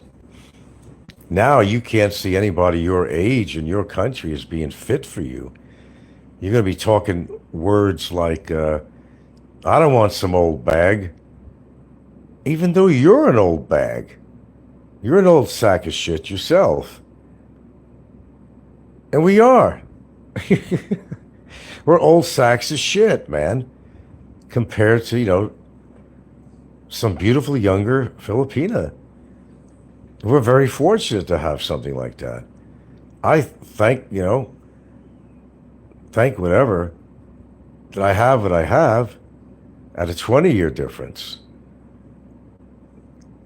That would never happen. Like I told you the story of being back in Hawaii and thinking that I could mesh with some chick that was, somewhat considerably younger than me. Not even 5 years would be too much of a gap. You get so spoiled when you come to the Philippines and other Asian countries. It's over. That's it.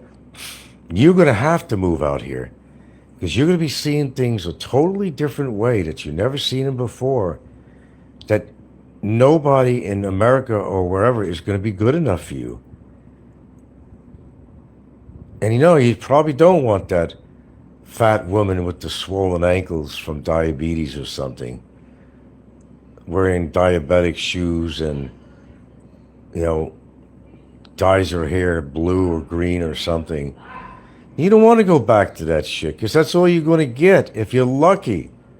A lot of these people couldn't even get somebody their own age in their own country. Then they come over here and it's like, holy shit, it's utopia. I'm in a dream. I mean, I can get that young girl to be interested in me. Holy fried tomatoes. This is good. This is better than good, Homer. Y'all gotta come back to the Philippines with me, boy. All kinds of young ladies out there that would greatly entertain you. So he brings Roy Boy or anybody else with him and see what I mean? Know what I mean? Next thing you're saying is, you know what I mean, Roy? It's a cornucopia of copiality. A cornucopia of copulus. You get spoiled, man. It's so true. It changed me.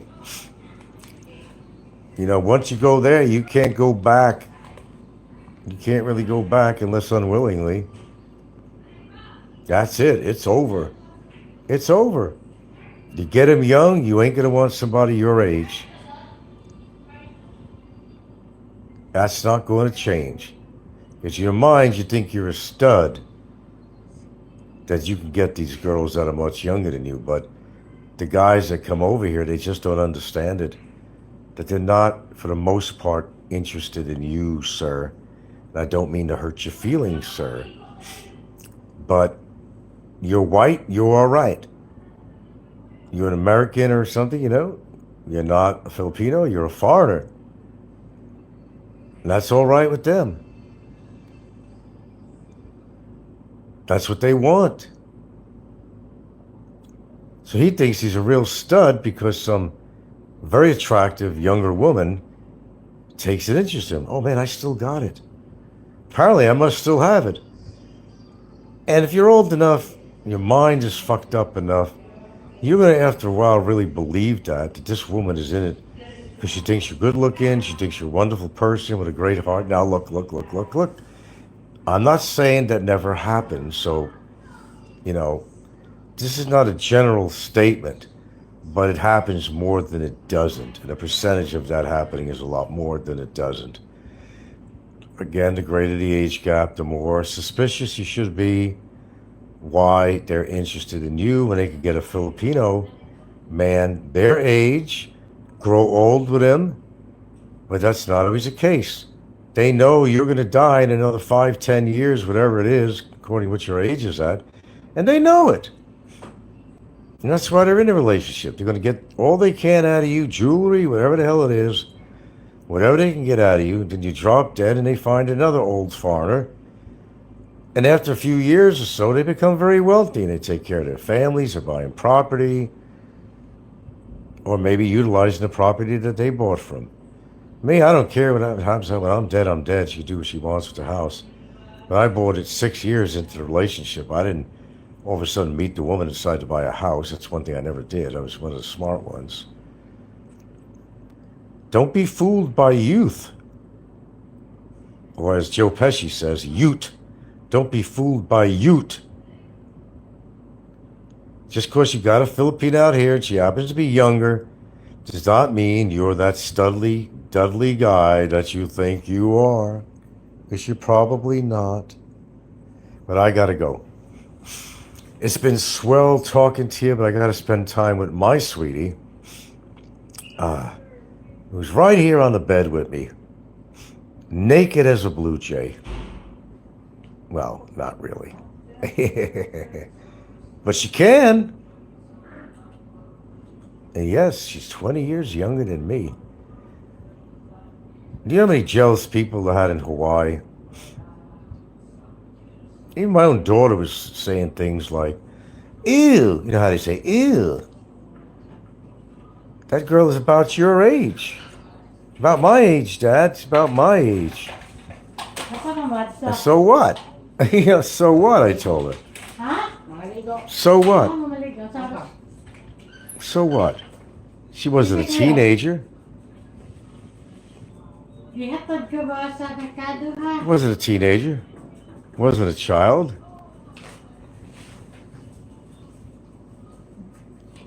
I could never go back to ever having a woman my age, and I know that. And I would rather be lonely. I'd rather be lonely.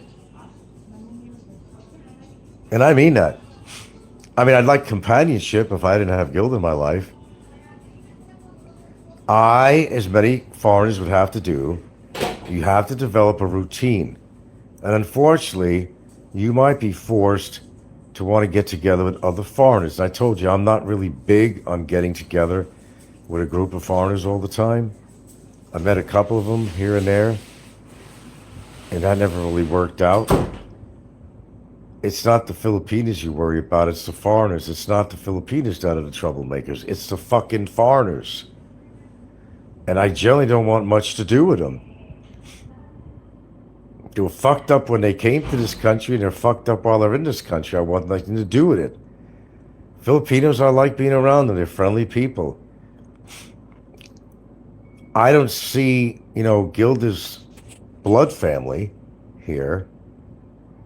I don't see him as being a different color. I don't see him as being Filipinos. I see them as my family. It's so natural for them to sit around the table around a bunch of Filipinos. You would take notice of something like this in the States. Wow, what's going on here? No. I'm used to the color of their skin, the way they talk. They're family, no matter how you look at it. They really actually do respect me. I got lucky at my older age. Not everybody gets as lucky as me. I got lucky, man. I really did. I know I will never be alone for the rest of my life, however long that'll be. I'll guarantee that. I will never be alone. As long as I'm living with her and her family, I will never be alone, and I will never die alone. And that's very comforting to know.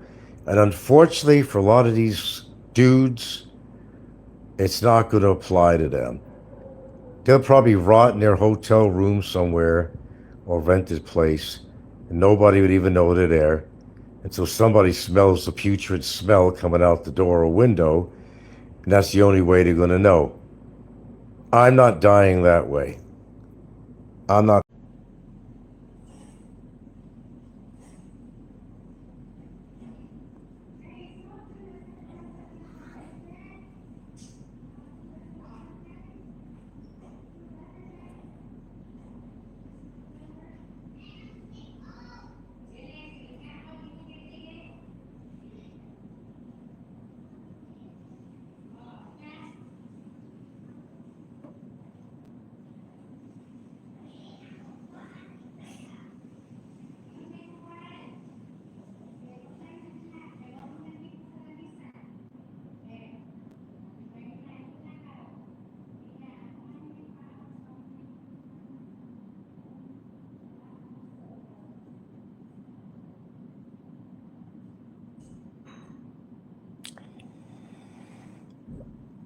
Good evening, I think.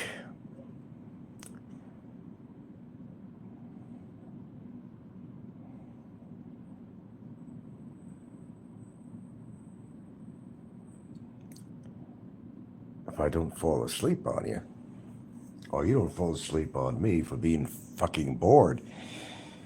No, I am, hello, Mark. You been here because I'm there. I'm barely there. I'm trying to do a show for a half an hour if I could. It's just too early to go to bed. But I feel like a freaking truck hit me or something. I'm in the living room and, trying to, watch something on TV, whatever, man. Whatever. I don't know what to watch. I had Resident Evil. How many times I've seen that? And I'm just sitting there, and I swear, every couple of minutes, I'm like totally nodding out, asleep.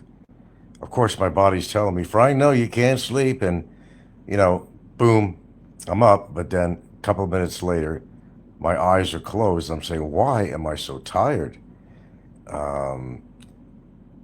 Yeah, I was out in the heat of the day today doing some shit. And I know that could affect you, but affect me now.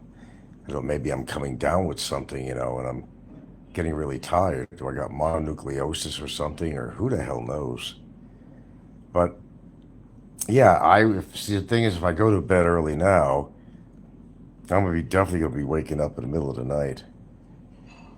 Well, I'm as chilled as you possibly be. I'm so laid back. Call me laid back Larry. I'm just damn.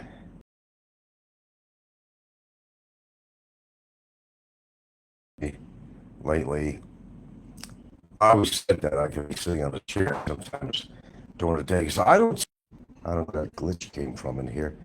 I don't take any formal naps. There's a lot of people from age 50 or whatever. And they take maybe an hour's nap in the middle of the day or something. I don't do that. Maybe I'm supposed to be doing that.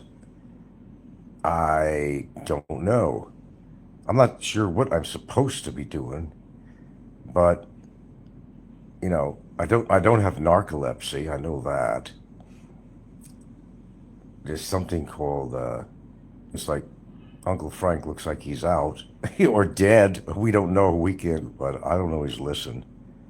Certain things I don't listen about my body. My body's telling me that, son, you're tired for whatever reason. Just go to bed if you're tired. Then the other part of me, I'm trying to stay on it for 20 minutes or whatever. It's too early to go to bed, and I felt like I was hit by a truck this past couple of hours, really, or less. I'm sitting in a living room chair, and I keep on nodding out, falling asleep for a few seconds, and I awaken just for it to happen again, feeling really tired. I'm thinking, either I'm coming down with to keep me awake for a little bit here. That's, of course, if we have any little recourse here or dialogue, because I am just like, yeah, I'm just trying to stay awake for a while. Much too early. I'm not that fucking old. I'm going to go to bed at 7:30 at night, although some old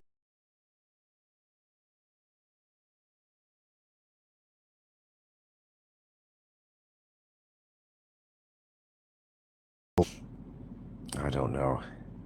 It's been a long battle. been a long way to Tipperary. It's a long way, I know. I lost my sense of humor, though. Damn. You know, I may actually start getting in that. You know, this is so weird. She came up with this. Did you guys ever see anything like this? You put it on your eyes. I want to show you something. See this thing here? It looks like these two eye patches. And what you do is you just lay this on your eyes. Look like glasses in a way. It's made of a cloth and you have something in it. Seriously, I'm not kidding you. And you lay this on your eyes. Don't push it into your eyes. Close your eyes. Keep them closed. And this thing, I'm going to tell you, man, this thing gets warm. It's like to relax your eyes. Have you ever heard of anything like this before? Discord's on fire. Why are they on fire? Anyway, this thing, I'm not sure what this inside it is, but Gilda's daughter uses this now and then. She's got a few. Say, here, try this. I did this earlier. And you just lay this on your eyes. Don't push it into your eyeballs. Just lay it on your eyes. And you're going to feel this thing suddenly building up some heat. And it really helps relax your eyes. Ever hear shit like that before? This is what it looks like. Little flowers on the outside. And you just take it. You see, there's two sections, one for each eye. Like sunglasses, you know. And you just lay this on your eyes. I never heard anything like this before. But you can feel this thing warming up. And you just kind of lay back on your bed with this. It actually helps relax you because it, just like this gentle warming of your eye sockets, it helps kind of, suppose, relieve something. I don't know. Okay, so let's see. Big E posted a photo on his own show. You're talking about Discord. Photo showing off his 6-pack. Does Big E have a 6-pack? Is that a 6-pack of fucking vodka or whatever? I'd be surprised if he did, because he's always been overweight. I can show you my 2-pack. No, he died though. 2-pack died. No, I don't have a 6-pack. It says consensus is 100.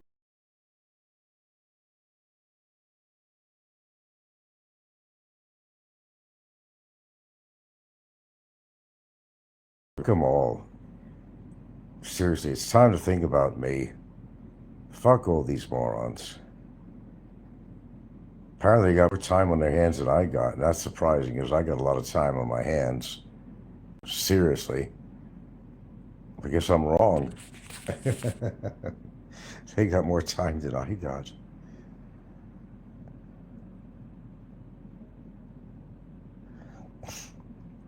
Oh, on Big E's own show, yeah. I haven't been over there. It's not like I really go to Big E's channel. I don't even like his voice. I can't stand his voice. He'll come on and go, hello, like a wise guy, you know. You know when somebody's voice hits you kind of viscerally? Well, Fazio's voice used to do that to me. Barry's voice would do it to me. Fazio's was like really big time, where I couldn't listen to him after a while. And Big E, well, he's always had that effect on me. I don't like his voice at all. I'm very reactive to his voice, maybe because I don't like him, but there's something about his voice. I probably would fall asleep to one of his sales spiels that he'll give for his company or something. Sounds like an important matter. Mr. Story, do you know the channel?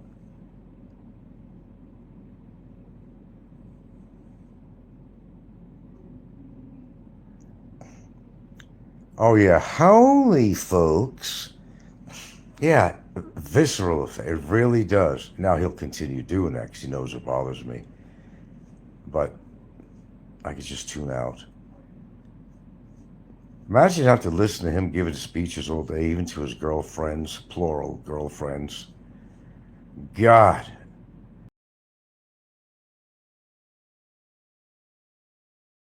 Listen to a whole show of his. Totally impossible for me. Completely impossible. In fact, he was a good sleep aid for me, though, actually. If you want to guarantee to fall asleep, you listen to an hour worth of Fazio. If that didn't get you to sleep, nothing else will.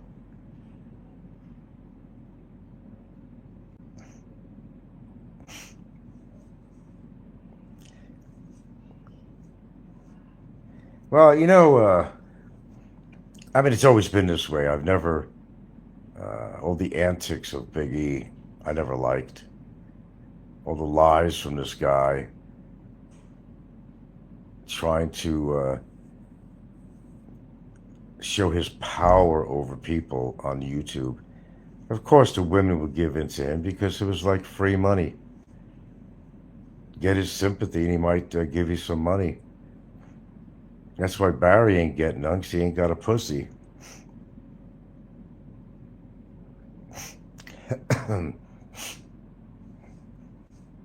Why waste our time talking about them? I'm just killing time right now anyway. It's just too early to go to sleep. Oh, shit. There goes the yawning. I guess my body is trying to tell me something here, and I'm not sure what it's trying to tell me. Other than you're tired, but what's causing your tiredness, I don't know. High blood sugar can cause... I don't have high blood sugar. My glucose is always good. I mean, I don't monitor it every day. I mean, I don't know. The only sugary things I had, excuse me, a couple of hours ago, I had these, but they're small cupcakes. They're carrot cupcakes, which are really good. I had a couple of them in it, but they're small. But they have sugar in them,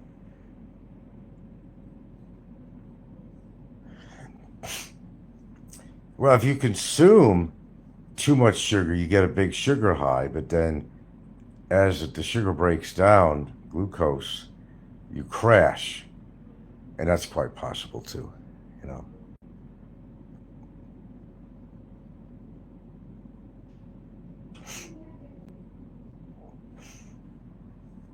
Now you see all these movies where grandpa's always laying in his favorite chair asleep, Am I becoming that grandpa? Oh, joy. But yeah, I get trying to stay awake, Gilda, for a while because it's too early to go to bed. So we sprawled out on the couch. And I don't know, usually people from their 40s onward, I mean, they always take a nap during the day or something if they could. And I don't do that. They have, what countries was doing this stuff? Was it Japan? They had these companies where, or countries too, that would help employees get refreshed or something like that. They'd allow them to take a midday, I don't mean Mexico with this, the siestas, but I think in some other countries they would do certain things for their employees to make them rested. You're a long way from grandpa status. That's Popeye's territory. I know he beat me to it. Oops.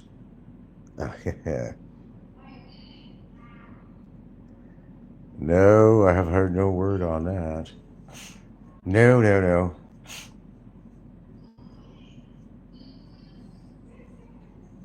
I was trying to settle business with this other court thing going on, but he don't want to, I guess, so he wants to keep on paying his lawyer to come back, some other guy, and he wants to keep on paying his lawyer. I haven't told the judge, I mean, what makes more sense here?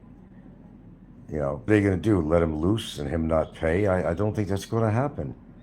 There might be some loose ends to this, there might not be. I'm not really sure. If the court ruled on paying the penalties to the court and damages to me, then he has to pay that. But he also has to be responsible for his almost 7 years of visa overstay, whatever, penalties, fines, all that shit. I really don't think he's going to go anywhere, really. Well, yeah, I mean, that's what we kind of came up with.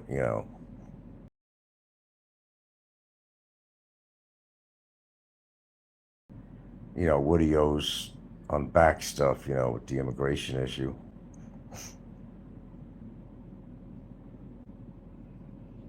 Both. You think he'll learn from this experience? Absolutely not. I'll even guarantee you he won't. 7 years overstay, so Bummer lied the whole. Well, yeah, of course he did. What else does he do? He's a professional. He's a chronic liar. He could be a chronic smoker, chronic drinker, whatever. He's a chronic liar. That's his gig. A farmer farming in the Philippines. A sense of relief from all this. It's just kind of setting in on me. I don't know. I've been dealing with Barry's case for several years. And maybe it's just kind of, I don't know, hitting me now. Of course, there's a situation with his lovely girlfriend. I need to take care of that shit. Scott Mallon, bullshit, boat trip. You guys like talking about all these guys, don't you? I got a question. Honest question. I realize we don't have 100 people on here or nothing, but if I was off YouTube, would you guys miss me? And why would you? I'm curious. I'm really curious. Am I a wealth of information? I mean, I know that guy was having all kinds of problems. Now, is it true he's opening up a restaurant or something? Well, he can't open up. His wife or whoever, Filipina, has to. Why do we care so much what everybody does? That's what I want to know. What is it that we care so much what another YouTuber does with their life? I'm still trying to understand it on a different level than I've been dealing with. What makes people so interested in what other YouTubers are doing? Let's say like their women and they hope to see their women on camera. Do they watching for their women or something? Or I don't know. Everybody has their little niche. Everybody has something. I don't know. Or why they listen to anybody or why. I don't know. I don't know. I seriously don't know. I don't even like listening to myself.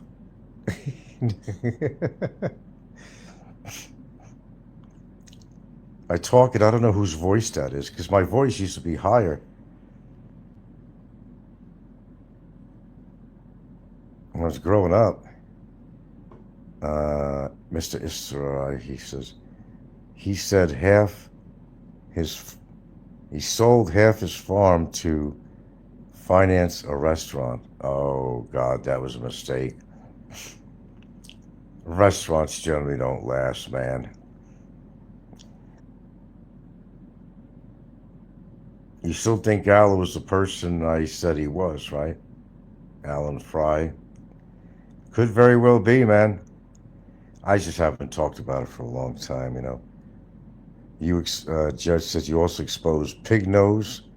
Not many people do. Yeah, I've got some talents. That's if I really get into it, I've got a few talents. Somebody gets on my bad side, all of a sudden I become a real big researcher. You expose Popeye, not many people do that. Well, Popeye's picture was out for a long time. I can't take the credit. His pictures have been out there for a long time. I'm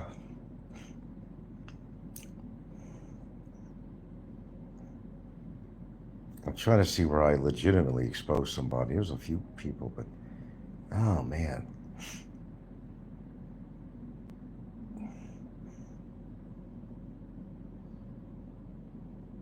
I know I pissed off Roberto big time when he had some police show up at his house a couple of times.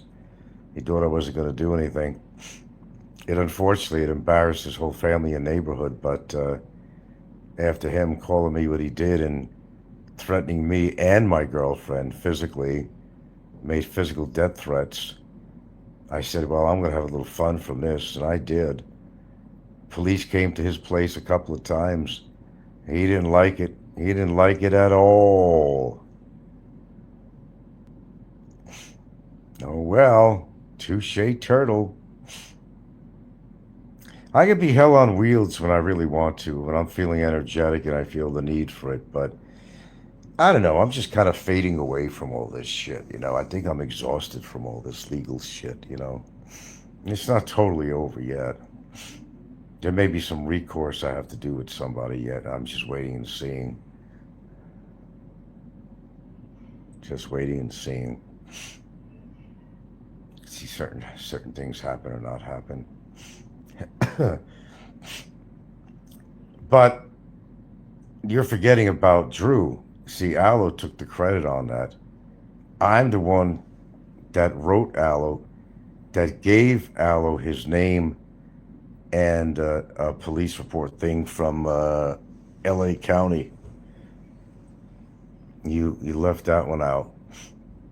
I'm the one that actually came out forward, at least on YouTube. The information might have been out there already somewhere, but I'm the one that came out with Brevis on what his real name was and that he had a court record. But Aloe posted it and got the credit.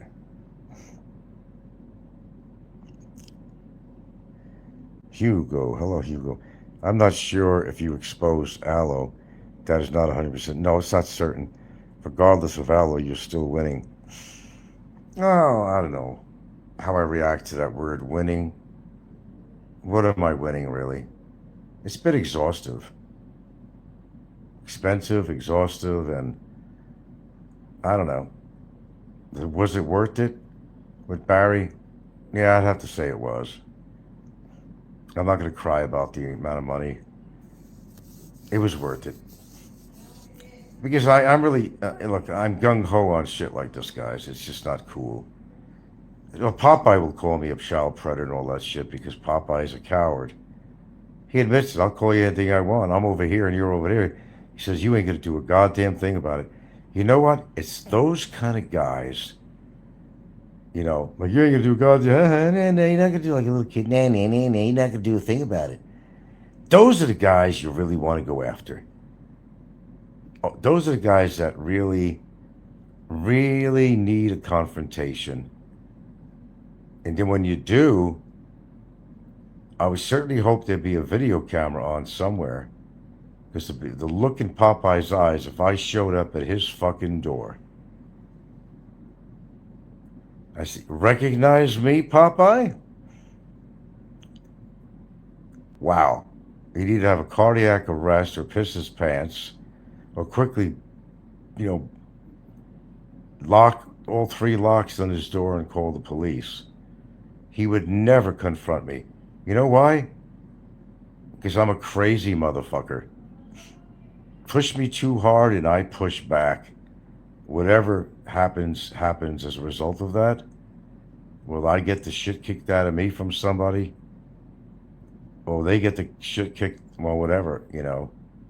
I told you. You get my adrenaline up with something, I'm a crazy motherfucker, man. Height, weight don't mean shit to me. I might get my ass beat up in the process of doing so. Probably more than likely if they're younger than me. I'm crazy enough to do it, though. That's the thing I worry about myself. I mean, like, you know, Frank, cool it. You know, it's like, I got to talk to myself. Frank, cool it, man. This guy's a lot bigger than you, and he's a little bit younger than you. Chances are, man, he's going to make a rag doll out of you and swing you around like a rag doll. So you got to really watch. You got to watch it. You got to control. Got to keep things under control. Barry's and Biggie's on tonight. Living in large part because of you, Frank. Aloha and good night. Okay, Hugo. Oh yeah, Popeye would piss his pants.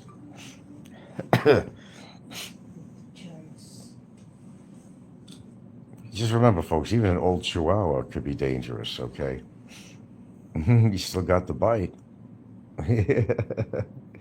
He may not have the longevity, he may not have the ability to keep it on for a long time. But I tell you what, even a little Chihuahua, an old Chihuahua has its bite too. Oh, absolutely, he'd piss his pants so major. It wouldn't even be funny if anybody showed up his door. But don't forget how he went on these tangents where he went into hiding when he thought somebody was actually going to be coming to his place. There was a couple times that actually happened. Oh, he went into hiding, man. He most certainly did. There was no question about that. He went into hiding. Sure did. Uh-oh. That didn't go in my mouth. There it is. Hold on.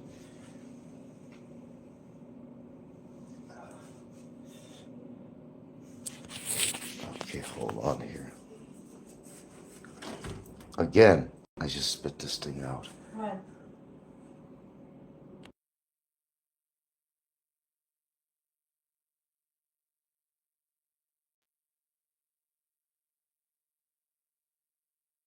It is so hot and sweltering here. And this is the time of year that I got 2 air conditioners running. All the kids, they'll even sleep in the living room. They'll take a couple of mattresses and they'll go in the living room, you know. And I let them do it because I know how fucking hot it is. They want to sleep. A couple of the kids are here too, you know, so yeah, I have to do that. And I definitely put mine on at night. And you might think I'm putting it real low. I don't.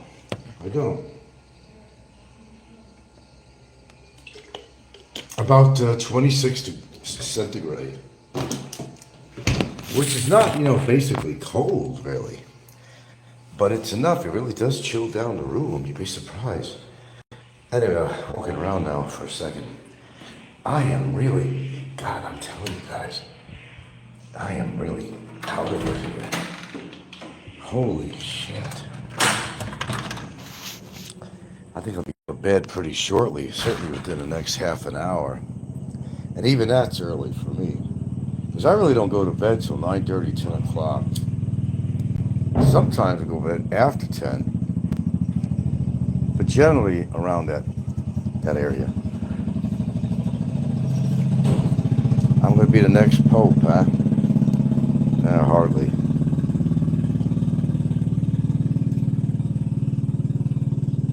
I remember Fazio messing with your tenants and you absolutely schooled him. Oh, he sure did. He sure did. You have no idea what he done. Most of you don't know. I don't want to get into that. If anybody was absolutely evil, definitely Fazio was. He was on the list. If there is such thing as evil, Fazio was evil, man. But it was his loneliness that got him that. He wanted attention. And even negative attention is still attention. So he didn't really care how he got the attention, as long as he got it. Come on. And I don't want to make this show about Fazio. I'm not going to be on too much longer anyway, but just picture. He's living in this hot little fucking shack. He had an air conditioner in his window, whether it worked or not. I don't think he ever used it. You know how small it was in that place? And how, you know, crowded in he was with all the shit he had in there? And he had termites. Even the floor fell apart on him one time. He had to do the floor over. The walls on there were falling. He had to do that over. In this hot shack. No wonder he was always out in his yard working, doing something, because you would go out of your fucking mind, but it was too late for him. He was already out of his mind. There was no doubt about it. But as time went by, and Daisy kind of came into his life, and I really don't want to continue with this subject, but he basically looked at Daisy as being his girlfriend, when she wasn't his girlfriend. She had her own problems with her family, and it was a free place to stay, as disgusting as it was, and I don't know how she did it. I honestly don't know how she did it. To stay in here with sweaty Fazio. And he had a makeshift bed made out of about 13 layers of cardboard with some foam in between somewhere. And he would take up the whole thing. I don't know how she laid down in bed with that sweat hog and his smells of sweat and I don't even, oh God. Remember Fazio's famous vomiting show?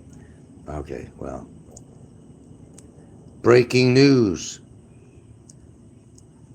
Daisy May got married. Good for her. Who'd she marry? That same guy that she was with when she was cheating on Fazio? I guess she wasn't really cheating because it wasn't, Fazio wasn't really her boyfriend. Well, I hope it's somebody with money. How do you guys find out all these things, man? Mr. Eistor says, big brrr.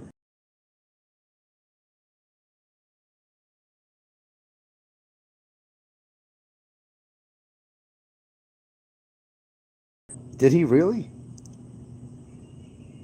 Fazio's shit, it was right next to the, no, it was right next to his little makeshift sink where he cut up food and stuff. It was terrible.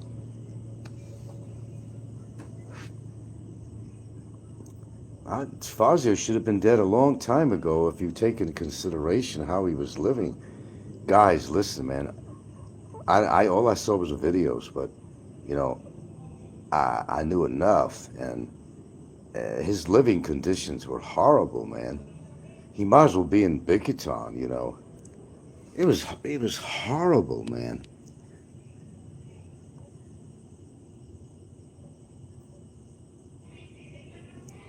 Then there were times he wasn't getting water there. He used to go to the ocean and basically use that as his bathing. Of course he got infection and shit. That water is not, you know, I don't know what you guys think. I mean, the oceans out here, they look really pretty and all that stuff, but they're not. There's a whole different slew of bacteria in that ocean. I told you, Gilda went out. The last time we ever went snorkeling, and she got a cyst in her ear, had to have a minor operation over at the hospital from some bacterial infection she got in her ear. There's so much shit that's poured in. Sure, it looks nice, has a nice color and all that shit. Brothers. No, that water's not clean. That's why you don't see me going out swimming. I mean, seriously, look at them. It don't matter how much money you have, man. Money doesn't always take the place of loneliness. It really doesn't. Sure, you could buy people. I tell you, that's why I don't travel a lot. I only went to Bogo. It obviously doesn't show any different scenery or nothing. Ever. I mean, ever. On a Meme coin,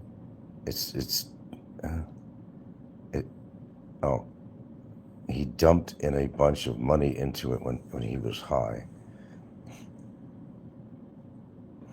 Oh, you think he was investing? That stupid guy investing? You would never think he'd be capable of investing. Big brother? I don't know. Goldfinger is now the newest big... Well, there's always going to be somebody replacing somebody else. They pop up like, you know, and again, and I don't want to get into a long speech about it, but you know why they're on there. They're not as financially stable as you think they are. They're very dependent on making money on their shows, or else they wouldn't continue.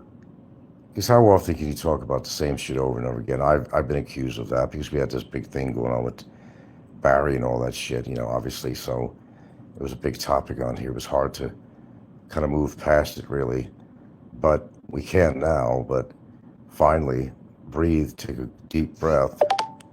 We could finally do that, but yeah, I know, Chris Sabu, that's no question.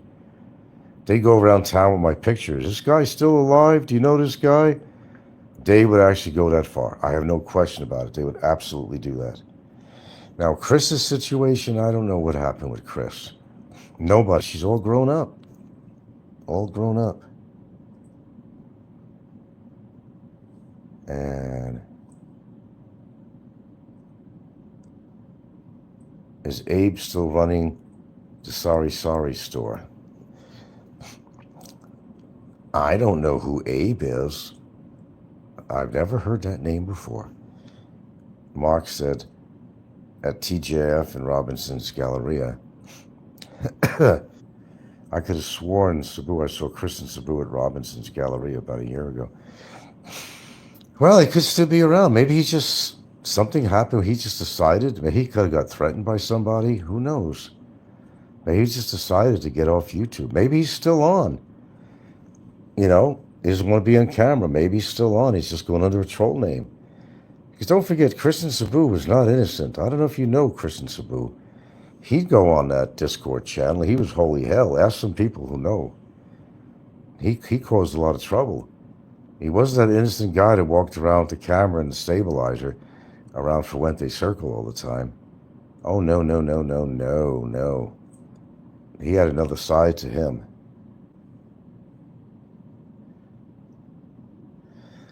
Well, hopefully he is okay and he's around. I think he'd make a huge comeback. I mean, if he came back, I think everybody would be watching him again. I would. I used to enjoy him when he used to take his little walks. And so did a lot of people because, see, there was a lot of people who visited Cebu and had their good experiences here. And you know, Chris helped them, you know, their memoirs, you know, because they walked the same streets and everything that Chris was walking. And they wanted to see that again and doing it live, too. They want to see what it was like that day, the traffic that they remember, all the shit that was going on in the streets. He had an audience. I mean, he had so many people on his show when he was hot that, you know, all the comments would be rolling like a ticker tape thing. And they would be rolling up. You couldn't keep up with the comments. He was doing pretty good.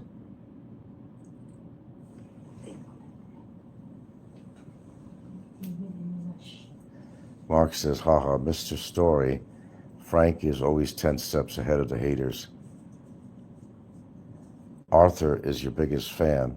Arthur. Which Arthur is that? I got quite a fan. I bet you my daughter, I'd tell you the truth, I would not be surprised if my daughter listens to my show.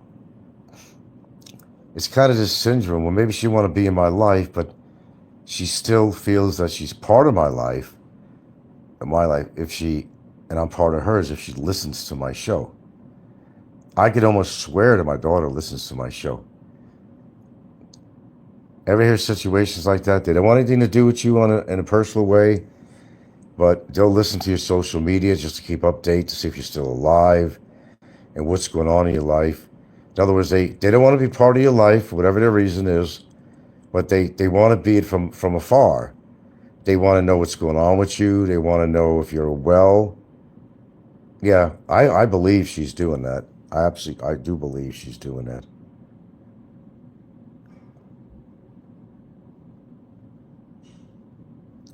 Arthur, which one is that, Arthur?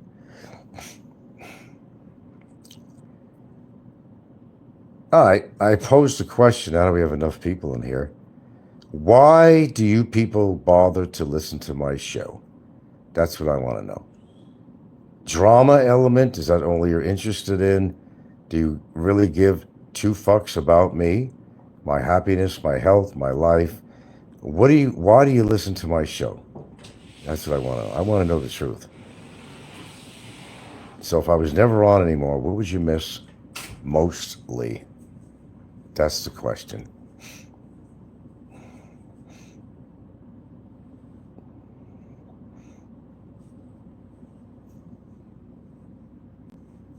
I'll pause so you could answer it, but I've answered that in the early part of the show. I'm just curious. Oh, I know I'm a wealth of information.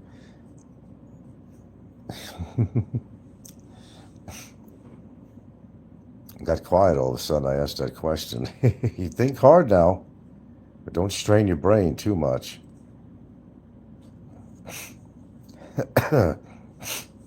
This fucking allergy, man, I'm telling you. Matter that rambles a little bit beyond the conventional. Okay.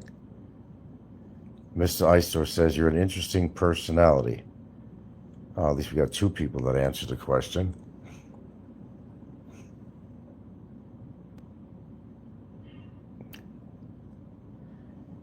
No, I just think Big Kevin's life, Oh, yeah, I think Big Kevin's life is just totally out of control. All it is people kissing other people's asses to make money, and Big Kevin's one of the biggest beggars on here, really. He always has been. He always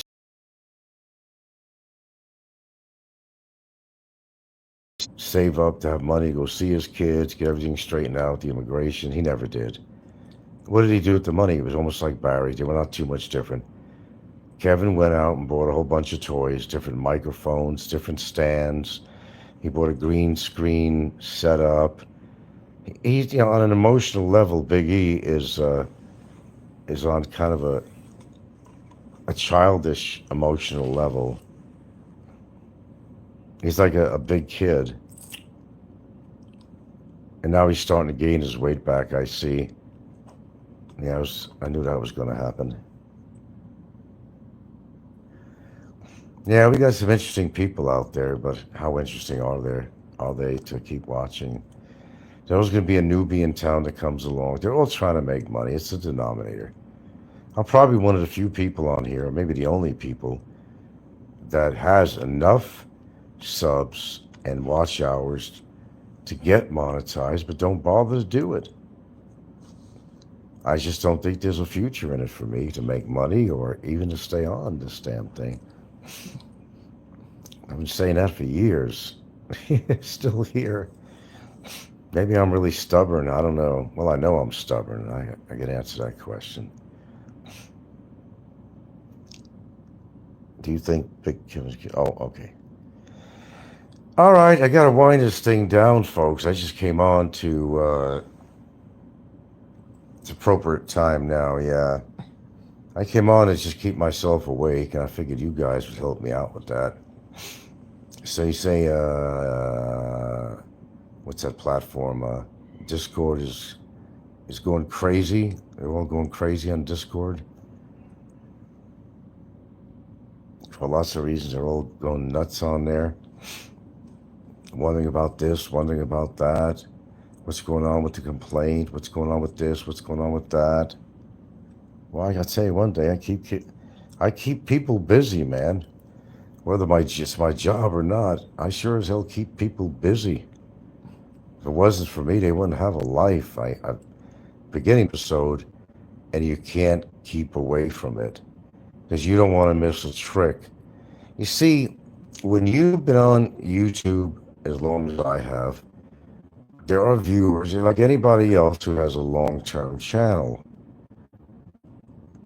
They're kind of, I just don't argue with them. I'll say, well, but yet you still listen. That's the line I always write. But yet you think I'm this, you think I'm that, you think my show's this, you think my show is that, but yet you still listen. That's called success.